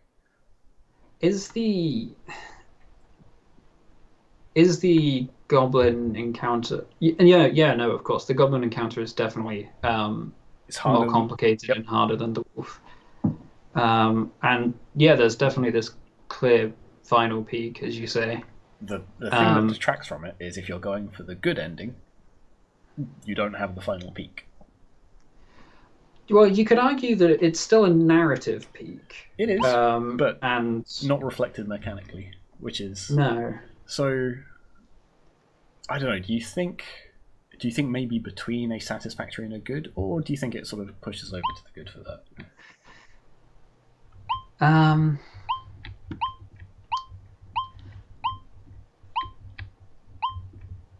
I think I would say it's between satisfactory and good, because I think, although again, as there is some amount of pacing, as you say, the final peak isn't that clear, and actually looking at it, I think the boss in this situation actually has less health than the goblin did. And obviously sure, but obviously the idea is depending on who you keep alive, it affects the difficulty of the fight. But in this case, the fight is actually easier than one of the previous ones, so yeah, it's a little bit less clear. Okay, so yeah, I reckon between the 2. That seems fair to me. Storytelling techniques. So virtually all of the story, and in fact not virtually, all of the story is told through those dialogue boxes. Sorry, what was the name of that last ending we got? The redemption ending, because rather than going good to nasty, I went from nasty to good. That's fair. Yeah. Sorry, so you were saying about the writing techniques. There's it's almost all done through exposition in these dialogue boxes. There's a very limited amount done through the combat, based on if you pick the sort of negotiate type options, you get slightly different flavour about some of the different characters. Like if you check the goblin, you notice that he's like dressing the same way a human would, and then when you flatter him, you get more of a dialogue from it. But again, that's all described through text. Yeah. Okay, like the backgrounds change as we go again, but it would be a stretch to call that, like a cutscene or any sort of framing and things like that. Arguably, we start in medias res as well. That's a technique that they've used. We're already on the quest, and then we sort of fill in the details as we go. Again, I think they could have maybe done a bit more with some of that. So I think they've used the dialogue sort of exposition like very successfully. They've used the others sort of moderately well.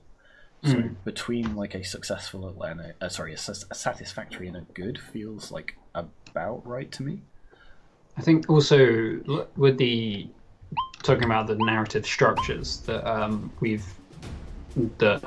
cover in the module, they have like it's a fully branching narrative. Like narrative-wise, you start with the wolf, and then it splits into 2 paths, and then that splits into 2 paths, and so you just have a couple of binary options which lead to one of 4 endings. So again, the actual structure of the story as well is fairly simplistic. Well, they do some things with like split joins, right? Like you see, I mean, like in a story structure, this like constrained, I guess. There's a limited amount of difference between just, like you say, sort of 4 paths outwards and split joins sort of inwards.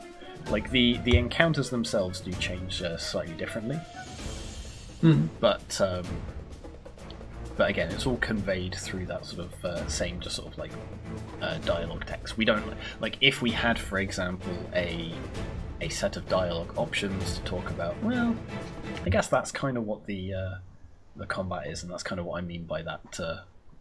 They sort of used another technique as that, because it's sort of so wrapped up in the combat system. It's not fully conveying story, but it is partially conveying story. So, for Satisfactory, it's a fully successful use of at least one game writing technique, and I think regarding the text, they've been successful at that. It does exactly what it needs to do. To get it up to a good, it would need to have successful use of more than one game writing technique. And as you've been saying, there are other techniques there, but they're barely there, and they've not really been used as effectively as it could be done. So I would say that it sits at the Satisfactory. I would say the combination of like other techniques that they've got in there, like sort of elements of a dialogue tree type thing, and particularly things like the fact that they've started in medias res, which is one of the things that we cover in the module, I think moves them up like between the two. Okay. So between Satisfactory and good. Yeah. And lastly but not leastly. Okay, feedback. Actually, just on that sort of techniques note, I will note that they've also definitely tried to incorporate the theme like of that fable into some of the mechanics as well. But I think this, because we've already talked about sort of they haven't fully utilised all of the techniques of other storytelling. It's probably still between that Satisfactory and good. But I did just want to point that out that that's a nice touch in and of itself as well. Mm. So the feedback they were given is that the narrative didn't appear to affect the game world in any significant way until the conclusion. And I assume they're talking about the final fight, whether or not there is a fight there. And so they've said that that's been rectified by adopting a branching narrative and having every encounter affected by how the player acted in the previous one. So actually, yeah, that's a point. This the goblins only got 70 health. The final boss definitely does have more. But yeah, I think it's hard to convince them if you have. Yeah, because in killed their dog. Yeah, that was 150 when you killed the dog. So cool. That seems like a nice couple of changes that have affected that. So changing both the stats based on the previous encounter and changing some of the dialogue based on the previous encounter. Yeah.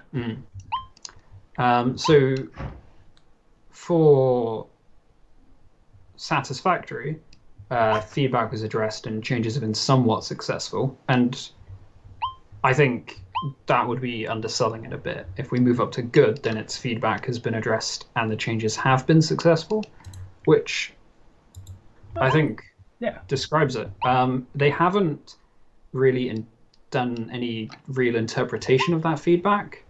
They were told it needs to affect the story needs to affect the gameplay, and they made the most direct changes to do that. So there hasn't been much interpretation of it, which would get them up to an excellent. But I would say it's solidly in the good. Yeah, I would agree with you there. Okie doke. How many times did we get through that game during this time? 5, I think, at least. Fab. All right, let's move on to our next game. And our next game is Hare. So another nice title screen. Interesting that we've got start game, better end, bad end. So if we want to skip straight to some of the outros, that's kind of a nice touch, particularly for a portfolio piece such as this. I guess we could jump straight into start game, but let's try play intro first.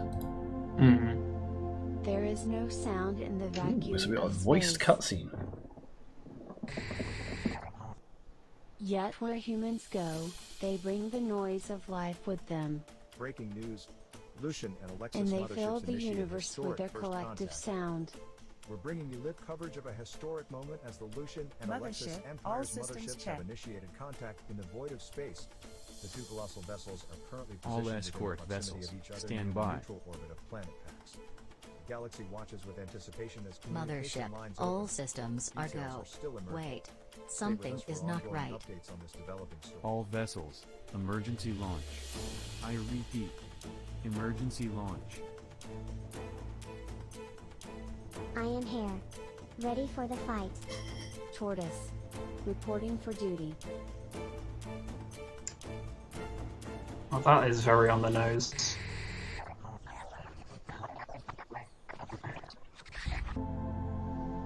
Okay.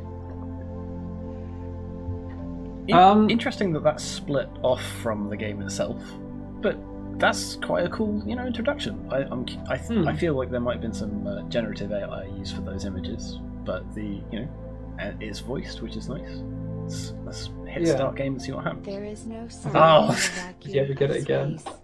I Alright. think having the Please tell me it's skippable. two different Yet where voice humans lines go, It they is bring not. the overlapping noise- each other does Oh, make it a yes. little bit harder to... Oh, cool. Okay, we've got a tortoise. Literal tortoise in the spaceship. Nice. Can you hear me now? Yeah, I can hear you now, tortoise. I can't hear Loud him. and clear. Uh, Don't think that the cadet can. well, it's alright. They've Running subtitled it, diagnostic. so it's fine. Cadet, Hmm. hold on. Have we been attacked? We should seek and destroy the enemy mothership. I think that explosion started from inside, but yes, we should investigate other mothership. Cadet, you should be able to see and hear the comms, but you cannot send anything at the moment. You can press M to turn on the music. That should work. I will now activate your information panel so Oh, you wow, can there's see a other key functions. A lot of controls there. Cadet, we will stay on the flanks and guide you via comms. Stay safe. Okie doke. Oh, okay, We so should that's, pull towards the mothership that's now. the mothership. It fine. looks so Oh, okay. strange, almost Hellion. Like Oh, it's made of geometric okay. shapes. Like it's made of geometric shapes. Cadet, remember your training. Use WASD to That avoid the is debris. true. Tortoise, the EMP blast must have affected our visual sensors. It does looks weird. There's an entrance. It looks weak. Click to shoot lasers at it. Okay. Whoop. We are. Security breach. Auto defense assets active. Look below. A hidden path Oh, to no, avoid you- the enemies.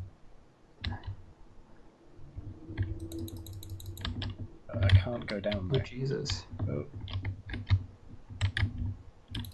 Some... I like the fact that we get. You're on 3 hit points. That's plenty. This of is it. getting close. Every hit point above 1 I've is a located waste. health packs on the left path. Let's Oh, get Oh, blasted. crap. I wanna No, go that back was... there. You were... I know. I No. was. I feel like the hair is not good. H to toggle help. You did sort of need health there, though. Yeah, I should have listened to it. Enter skip. There's an entrance. Okay. It looks weak. Click to shoot lasers at it. Is it me or has her ship We gotten are. a lot Now flatter? use left shift to boost in. Yeah, I think the camera's been reset into a weird spot. Yeah, it's not great. Assets activate. Look below. So A that's, hidden path to avoid the enemies.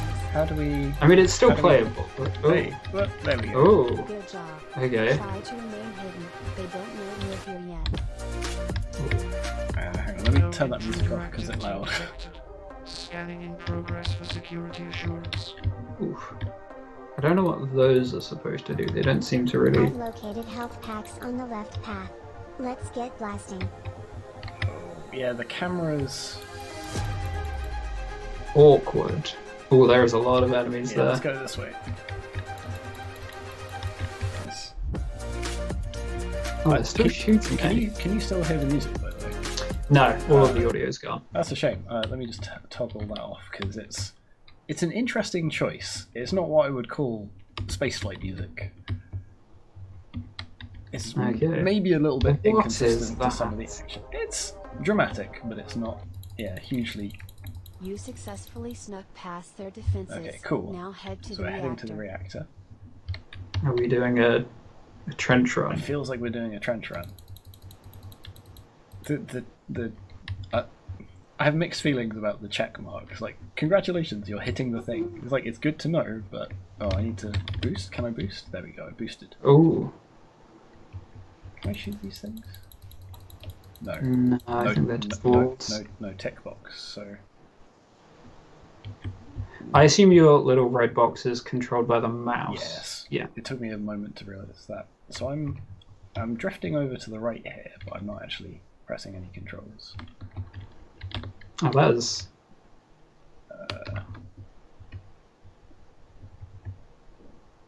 Okay. Okay, so they didn't attack the other mothership apparently, according to the angry man on the radio. Yeah. So if we bump into one of these, it affects our health, I think. Although there's no Yeah. sound or like visual notification of that. And if I bump into them on the Enemies side, it's ahead. fine. Time to take a detour. Okay, Detour. There we go. that is quite a risky detour by the looks of it. Yeah, and the controls are a little bit challenging. The ship isn't really rotating to fit the direction it's traveling, is it? Yeah, exactly. And Which- similarly for the camera. I think you got to go down. The problem is even if I go down, I'm sort of at a fixed height above whatever is considered ground level, so you can't go Yeah. down until the hole opens up. So Yeah. that's a little bit tricky. Ooh. And I can't. Oh, that was interesting. So I can still shoot. If I try enter. Thanks for There we go. saving me. Oh wow, all the way back to the start. That's rough. Now use left shift to boost in. This isn't.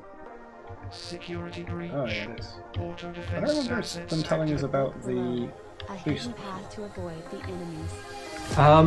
Yeah, I guess because you've got to focus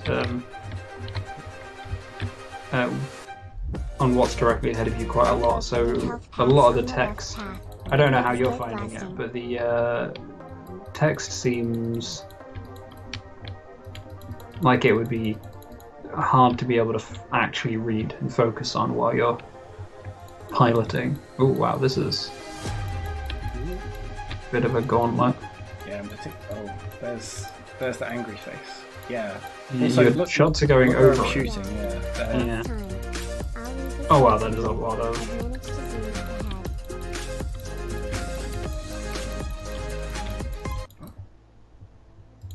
Ooh, okay, and the music just sort of stops dead when you die as well. Interesting. Let's try. Forget what you saw. Okay. You must destroy the reactor and complete the mission. So let's Now use left shift to boost in. Begin. Security breach. So Look below. Go A ahead. hidden path to avoid the enemies. I was just going to say, Good job. Try to oh, remain we're starting to look at the hidden. mark Don't scheme. overhear Yeah. yet. the first No intruder activity detected. thing we're looking at is presentation.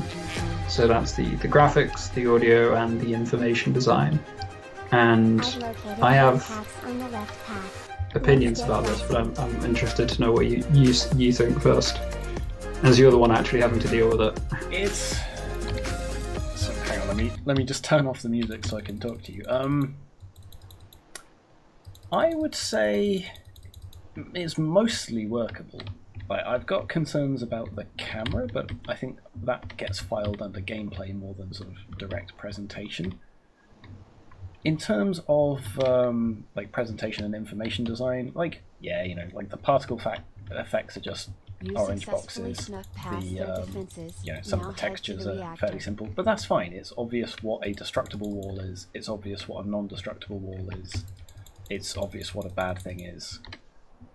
Like, could it be more polished? Yeah, maybe a bit, but overall, it's definitely workable. Like, the graphics that they're using are relatively effective. They even lampshade it by saying, the mothership looks so weird and alien. It's all just geometric shapes, and I kind of like that sort of nod to it. There isn't any sound effects for shooting or boosting. or taking damage, which is a bit of a shame. A little bit more feedback in that sense would be kind of nice. I kind of like the presentation of the dialogue boxes as well. The music's dramatic. I'm not sure how fitting it is. So, yeah. So I certainly, I don't think we're down at the flawed level. I think maybe it'd be between the two though. Yeah, I think in particular the sort of... Enemies up ahead. Time to take a detour. And I think that there is some issues with the information design. Not huge ones, but for instance, the sort of the controls just being like a bar at the bottom, the toggle on and off, isn't ideal. And I think that True. stuff like when you're taking damage isn't... True. The health That could goes be down, shown but there's in no the proper- indication. Yeah. So no sound, no visuals for that. And I think also there is not major, but there is visual inconsistencies with the Look below. A hidden path to avoid. sort of contrast between a lot of the level, which is just big blocks with fixed colors, and projectiles just being sort of, again, colored blobs. But the ship and then like the enemy turrets and these robots are on the left path. very, Blasting. compared to that, very detailed, and they don't really seem to fit with the rest of the design. Ooh, Can't go that can way. you go that way? You can't go that way. So I'd say, I think, yeah, between flawed and workable, I think is fair. Okey-doke. Gameplay.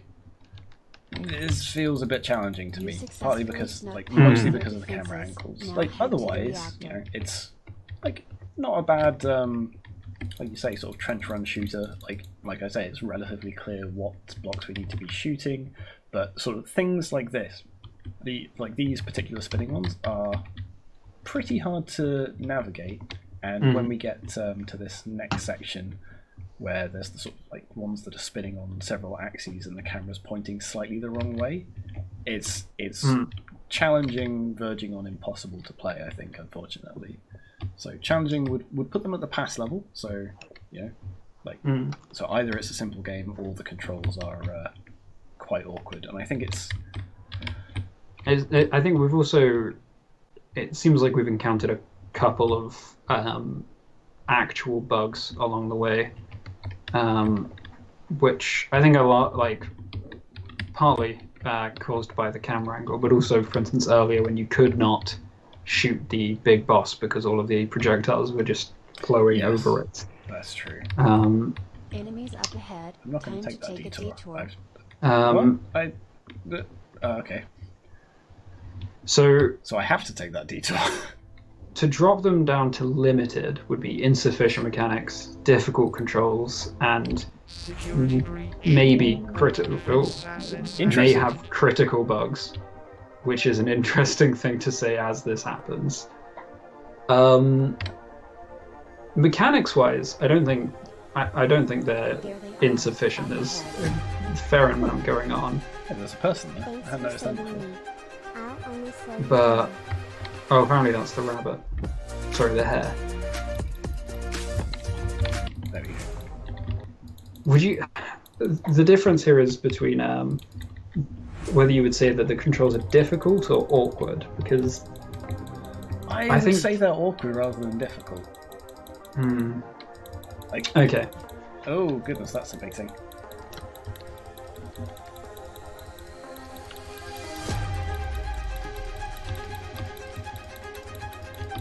Okay, so leave that the Okay, that's challenging. That's a nice bit of information design, like highlighting the weak spots.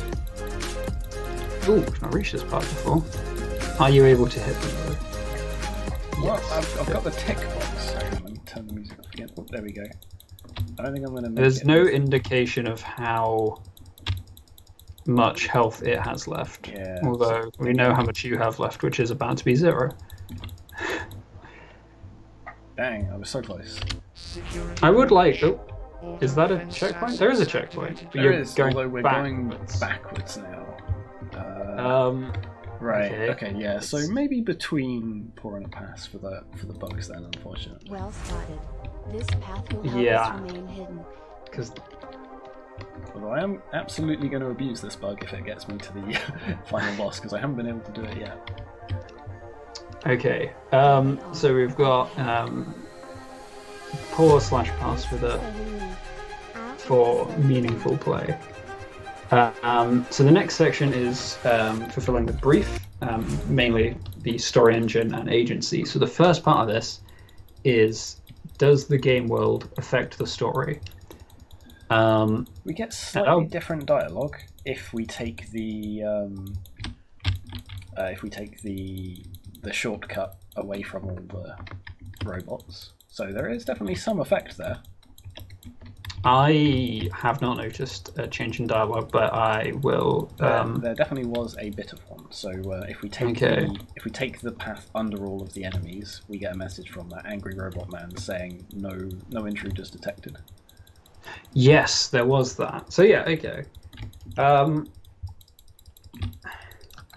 not sure. I guess we'll see if you manage to defeat the boss here. But I'm not sure what overall, choices I've been made. Well, other than come on. Overall, it doesn't seem like there is much story, like at all. To be honest, Time to complete the mission. Destroy the reactor. I think that is the purple thing the reactor. Oh yeah. Cool. There we go. Reactor destroyed. Interestingly, the other purple things not destructible. Huh. Noise, however, can Is be this? detected Are they even bookending from their cutscene, or is this the far same away. cutscene as before? It's definitely different. Historic Who first is contact. listening?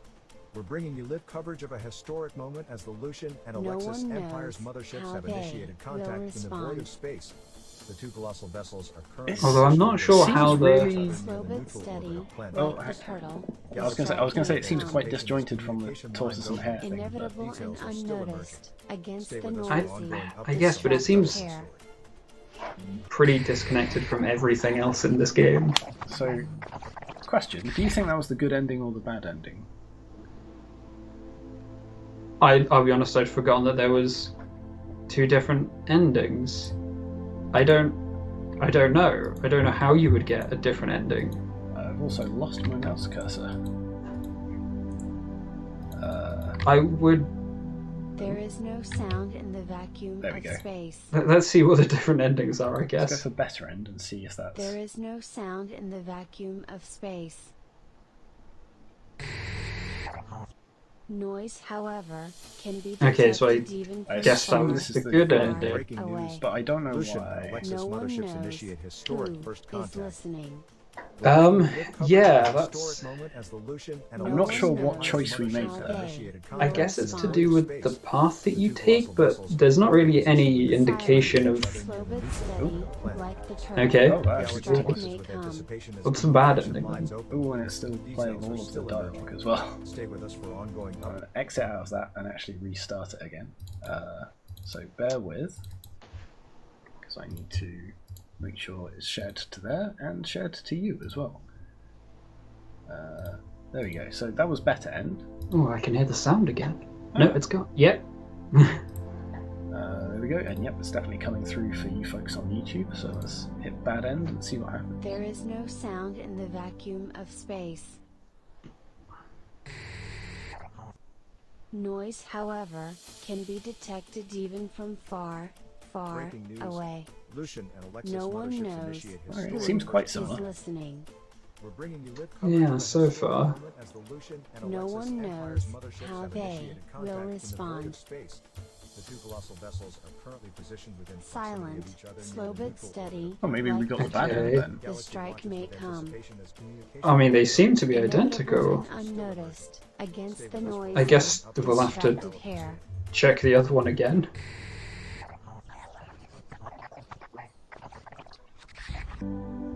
Okay, let's check the other one again.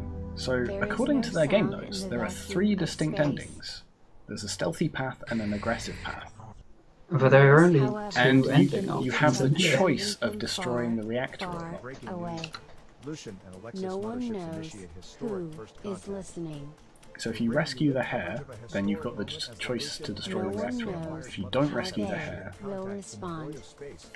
then you have the choice to destroy the reactor or not. Silent. What, I don't. This seems to be the It same wasn't ending. clear. Strike may come. It wasn't clear whether or like how you choose whether or not to rescue the hare. No, that- Distracted hare. It's a different That's picture. a different picture, but that's the same text, and the picture does not help explain much. Okay, Okay. interesting. So, alright, so... From what I can tell, there doesn't seem to be any actual, at least from what we saw playing through it, I would say doesn't seem to be any impact on the story from the game world. But yeah, I'll also have a.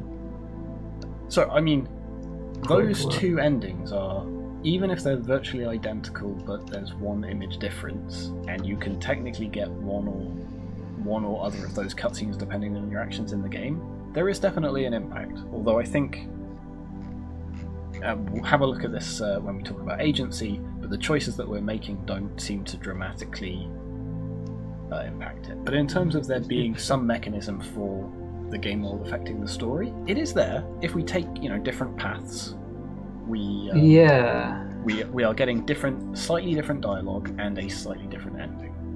So there's not much to it, but it is there. So if we start at I think if we start pass, where there's few sparse or minor examples where the game world impacts the story. Yeah, and in their game There's notes, they that. mention mostly the same thing. So it's If down to whether you take a stealthy approach for the majority of the first section of the game. So they don't really talk about what they mean by a stealthy approach. Does it mean just taking that path? Does it mean shooting or not shooting the enemies, or trying to just fly by them and so on? I mean, I would argue if we look down at core, where there's some support for story elements in the game, Yes. but the game world has no real impact on the story. And yeah, looking at the different endings, there's the end results of your choices are pretty much identical. Part of the problem is the cutscenes feel so disconnected from the game that we've just played that it's really difficult to align them. I mean, based on that, you could argue that if you drop all the way down to Absent, you have a story premise, but no serious attempt to integrate in the game with the story, which I think it might actually. I think you could make a good argument that it would be down at the Absent level. You could make that Because argument. there's I a think- lot of talking about like the sound in space and something about motherships and all of this, but Stand by. there is no, for instance, there's nothing in the game as far as I can tell to do with Something is not right. this sort of All vessels. Emergency how launch. sound acts and space theme they've got in the two cutscenes, or I guess three. It's no, hang on. Ready for the fight. If the choice is about being stealthy or not, then there is no sound in space. Isn't a bad what's the word, mantra for that kind of thing. In the same way that Fallout has the thing with war never changes. You never have a war in Fallout, but it's still their catchphrase, if you like. So I suppose it does. It definitely does feel quite like that. There is a sort of Loud and inspiration clear. from the Don't think that the cadet can. from the Fallout games in that sense, but it just feels so disconnected. it does. So I Have we think been attacked? um, We should seek and destroy the what was I enemy going to say mothership. before? So let's take a look I at the think that box. explosion So here's the started thing: from there are inside, but definitely yes, we should some investigate instances other where mothership. taking a different path in the Cadet, game gives you a You set should of be different able to dialogue, see and and it hear the nominally comms, gives you a different but you ending. cannot send anything at However, the you're moment. right You that can press M to it's turn not on the music. well That integrated. should work.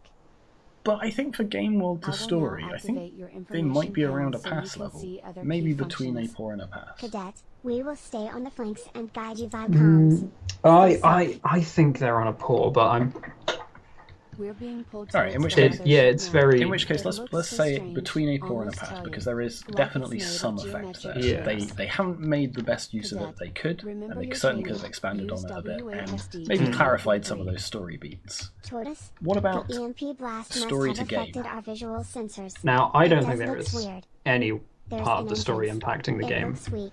Clip to shoot lasers at it. Oh, actually, they did have in their notes. So they do mention in their notes, in yeah. theory, when Now we use rescue left the shift to hare, boost in. we go slower. Security breach. I don't know Asset where extraction. or how you Look rescue below. the hare, A hidden Yeah, we just house sort to of avoid pick them the up enemies. floating in space. and I don't know how Good job. much going Try slower to will remain affect it. hidden. I They think don't it know actually we're might here make yet. it easier, because a lot of this seems to be trying to dodge obstacles. So if you're not Scanning moving as progress fast, I think it'd be security easier to issues. dodge them. But that is, I mean, to be fair, that is I've still located a result of helipads on the gameplay, left path. an effect on Let's get gameplay. Sorry. blasting. But again, a quite a minor one, and I think it probably is at about the same level as a result. Mm. So if we look at, yeah, I mean the story to game world descriptions are the same, just flipped. So there's support for some story You elements in the successfully game, sailed but past their the story defenses. has no real impact on the game world. Add a poor and a few sparse or minor examples where the story impacts the game world on a pass. I think, And I think on the pass, the thing is, it says a few sparse or minor examples, yeah, exactly. and there's only one. Yeah. So, So- it does technically have some impact, but Yeah. it's like a very, very minor one. So I think it probably hits sort of just between the two there. Although, again, possibly somewhat less because it's got even less impact Yeah. than the game to story. So I think it might Yeah, I it think might be it's. down at a poor, unfortunately, there. I think I agree that yeah, it should. I think it's down at poor. So the last part of the brief is player agency. Now this is interesting because you do have a lot of choices Enemies up in ahead. terms of which Time to paths take you're a taking. detour. Oh, well, you say there is- that. I don't have the choice there. I get dragged into this detour. Interesting. It at least looks like, oh no, it at least looks like there's a lot of sort of branching paths through this. A lot of Security breach. there's at least an appearance of choice for how you fly through this Enemies ship. up ahead. Time But- to take a detour. They're not interesting choices Ah, because there's not really indication. There's not a huge indication of what taking a certain path will cause. Enemies Like ahead. there is a little Time to bit where take a there's detour. okay, there's a platform at the bottom and they really have the potential to be like. yeah. There's a little bit missing in some of the framing. Like, I can conceptualize. I can see that the Hare is out for revenge. They're blaming the first person they saw. Let's shoot all of these bad guys. The tortoise is slower and more steady. Let's try and sneak around them and find out what really happened. But because it's just sort of thrown at you in such a way, and again, sort of some of the issues and bugs and mechanics around the camera motion making that choice a bit difficult. It leads to some sort of problems with the player's overall agency. So,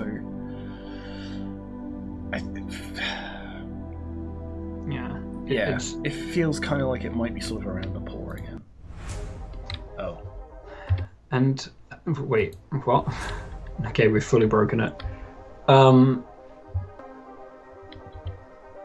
Yeah, and as you say, it's a shame because it's really close to being able to get.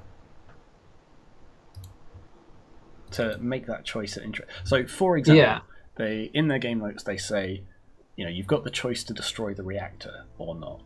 Firstly, it wasn't even clear that it was a reactor. It wasn't clear why would we want to destroy it. It may have been sort of shown in that dialogue in the bottom right of the screen, but because all of your attention is focused on, avoiding enemies and defeating that boss and things like that, it's difficult to take in a lot of that story, unfortunately, because of the way it's told.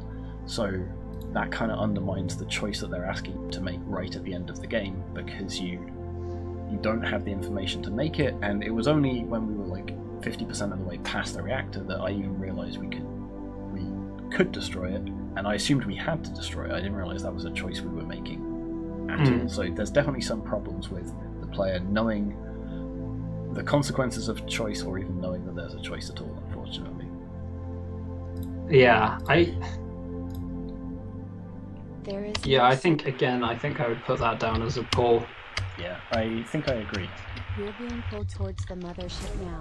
It So- looks so so, strange, almost alien, like it's made of geometric shapes. Cadet, remember your training. So Use that takes us Okay, so the audio is... The EMP I get what blast you mean must about have the audio affected our now. It visual is- and entrance. It looks weak. Click to shoot lasers at it. mixed. Now use Um, Security breach. So, sorry, Auto pacing. defense assets activated. Look below. A hidden path to avoid I think- enemies. In terms of pacing, it... Good job. Try At least to remain hidden. They obviously, don't know you're here yet.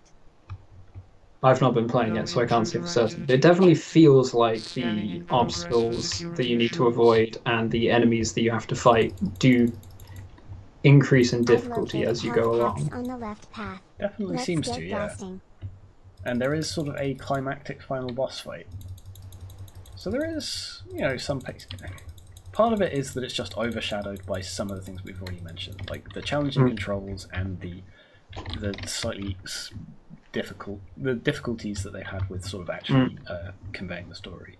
There is definitely an attempt at pacing here, though. Like there's almost like a sub-boss here that we could choose to fight if we'd gone the other path. Yeah. You I successfully think snuck part of past the other, defenses. another Now part head to of the that reactor. is there's sort of issues in that, if you take certain paths, they are just easier. Like, you've not really had to do much fighting going this way. Yeah.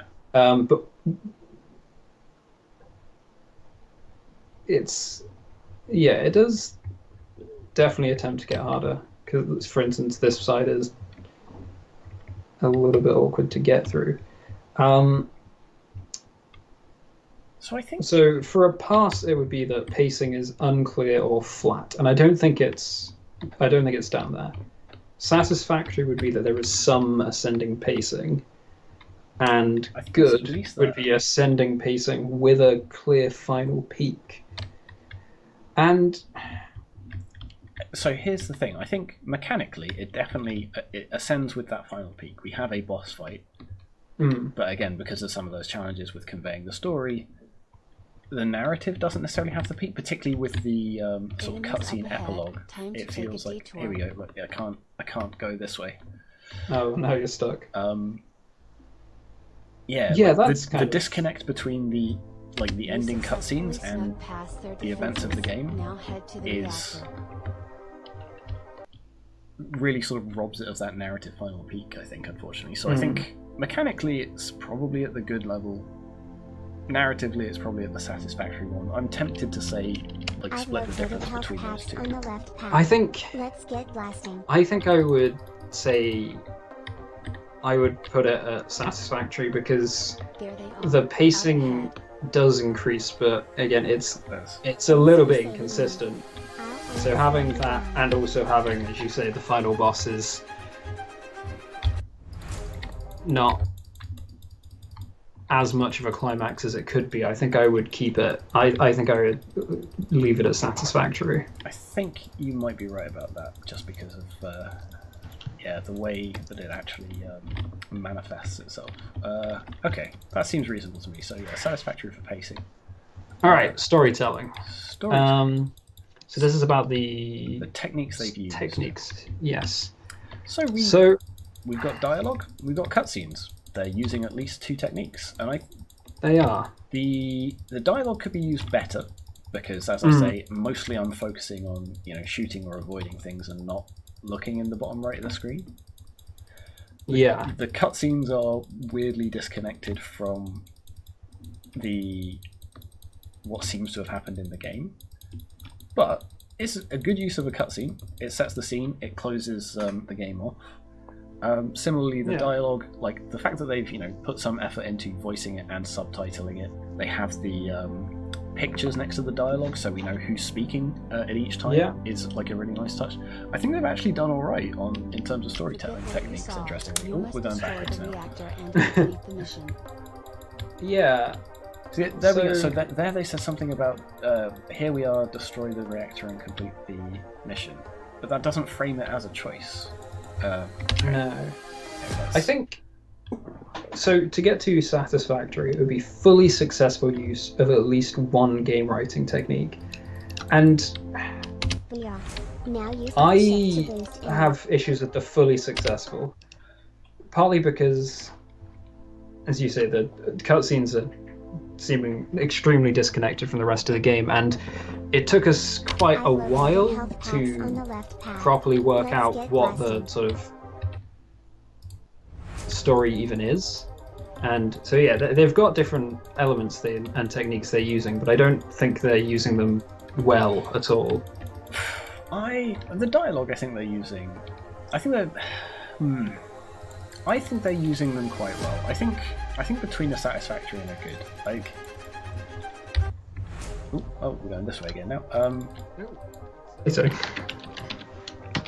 Although I've only got 15 health, so I'm probably not going to. I suppose. Yeah, I guess they have. Yeah, they have definitely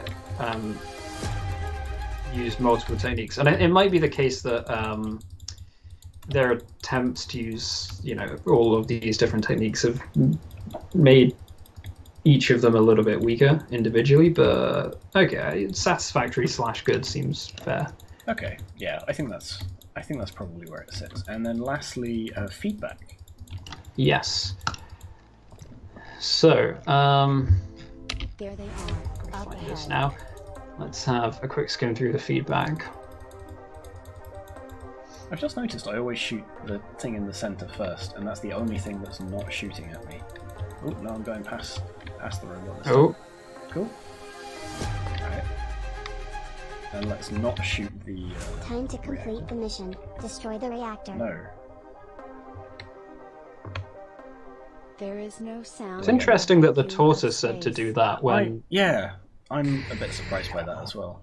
Noise, however, can be detected even from far Breaking news. away. Lucian and what Alexis no one motherships knows. initiate There was a historic system for first making contact. choices by talking to the We're other bringing you pilots, this coverage taking of you a out of the main historic moment gameplay, as and this the was Lucian changed. Yeah. No one knows. Oh, interesting. Will Contact in the respond. void of space. The two colossal vessels are On the currently fable, positioned within silence, vicinity of each players. other Slow near the but neutral steady. orbit of planet. Like Oh, so the Florida, the this player is the technique tortoise. Station as communication lines open. Oh, are we? Inevitable and Details are still unnoticed. They kept against both the referring Oh, noise wait, to wait, the so the cadet. game- distracted Hare. The game was changed to implement the fable into the gameplay by making the player play as a tortoise, brackets taking it slow and not fighting, or a hare, Oh, I see. speeding in and shooting the enemies, and giving the true ending to the players who choose to take it slow and steady. Okay, so trying to incorporate elements of the theme of the story into some of the mechanics. I don't know how well they've pulled that off. I mean, to be honest, with this, I didn't see the initial version of this, so when they're saying that they had a separate system for making choices, I'll be honest, I think that might have made it clearer what was happening. So I think you're right. However, I think integrating the agency into the main mechanics of the game, so basing your choices around, where you fly and what you shoot, I think was a good idea. I think it would have been better than just sort of, getting to a certain point in the game, throwing up a dialogue window and then saying, should you be doing A or B? I think their approach was the right approach. I don't know how successful it's been. I think it was probably more successful than doing like I say, sort of stopping the action, having a dialogue system, and then continuing with the rest of the game. But it's had limited success because of some of the other elements around it, like the fact that the choice points aren't clear, the fact that sometimes the gameplay bugs force you not to be able to take it, and things like that. So it feels like they've addressed the feedback. The changes have maybe had limited success. I think that's fair. So that puts them at a pass for feedback. Okay, which brings us to the end of this game, and it also brings us to the end of this video. So thank you very much for watching, and we'll see you shortly for another video. Bye.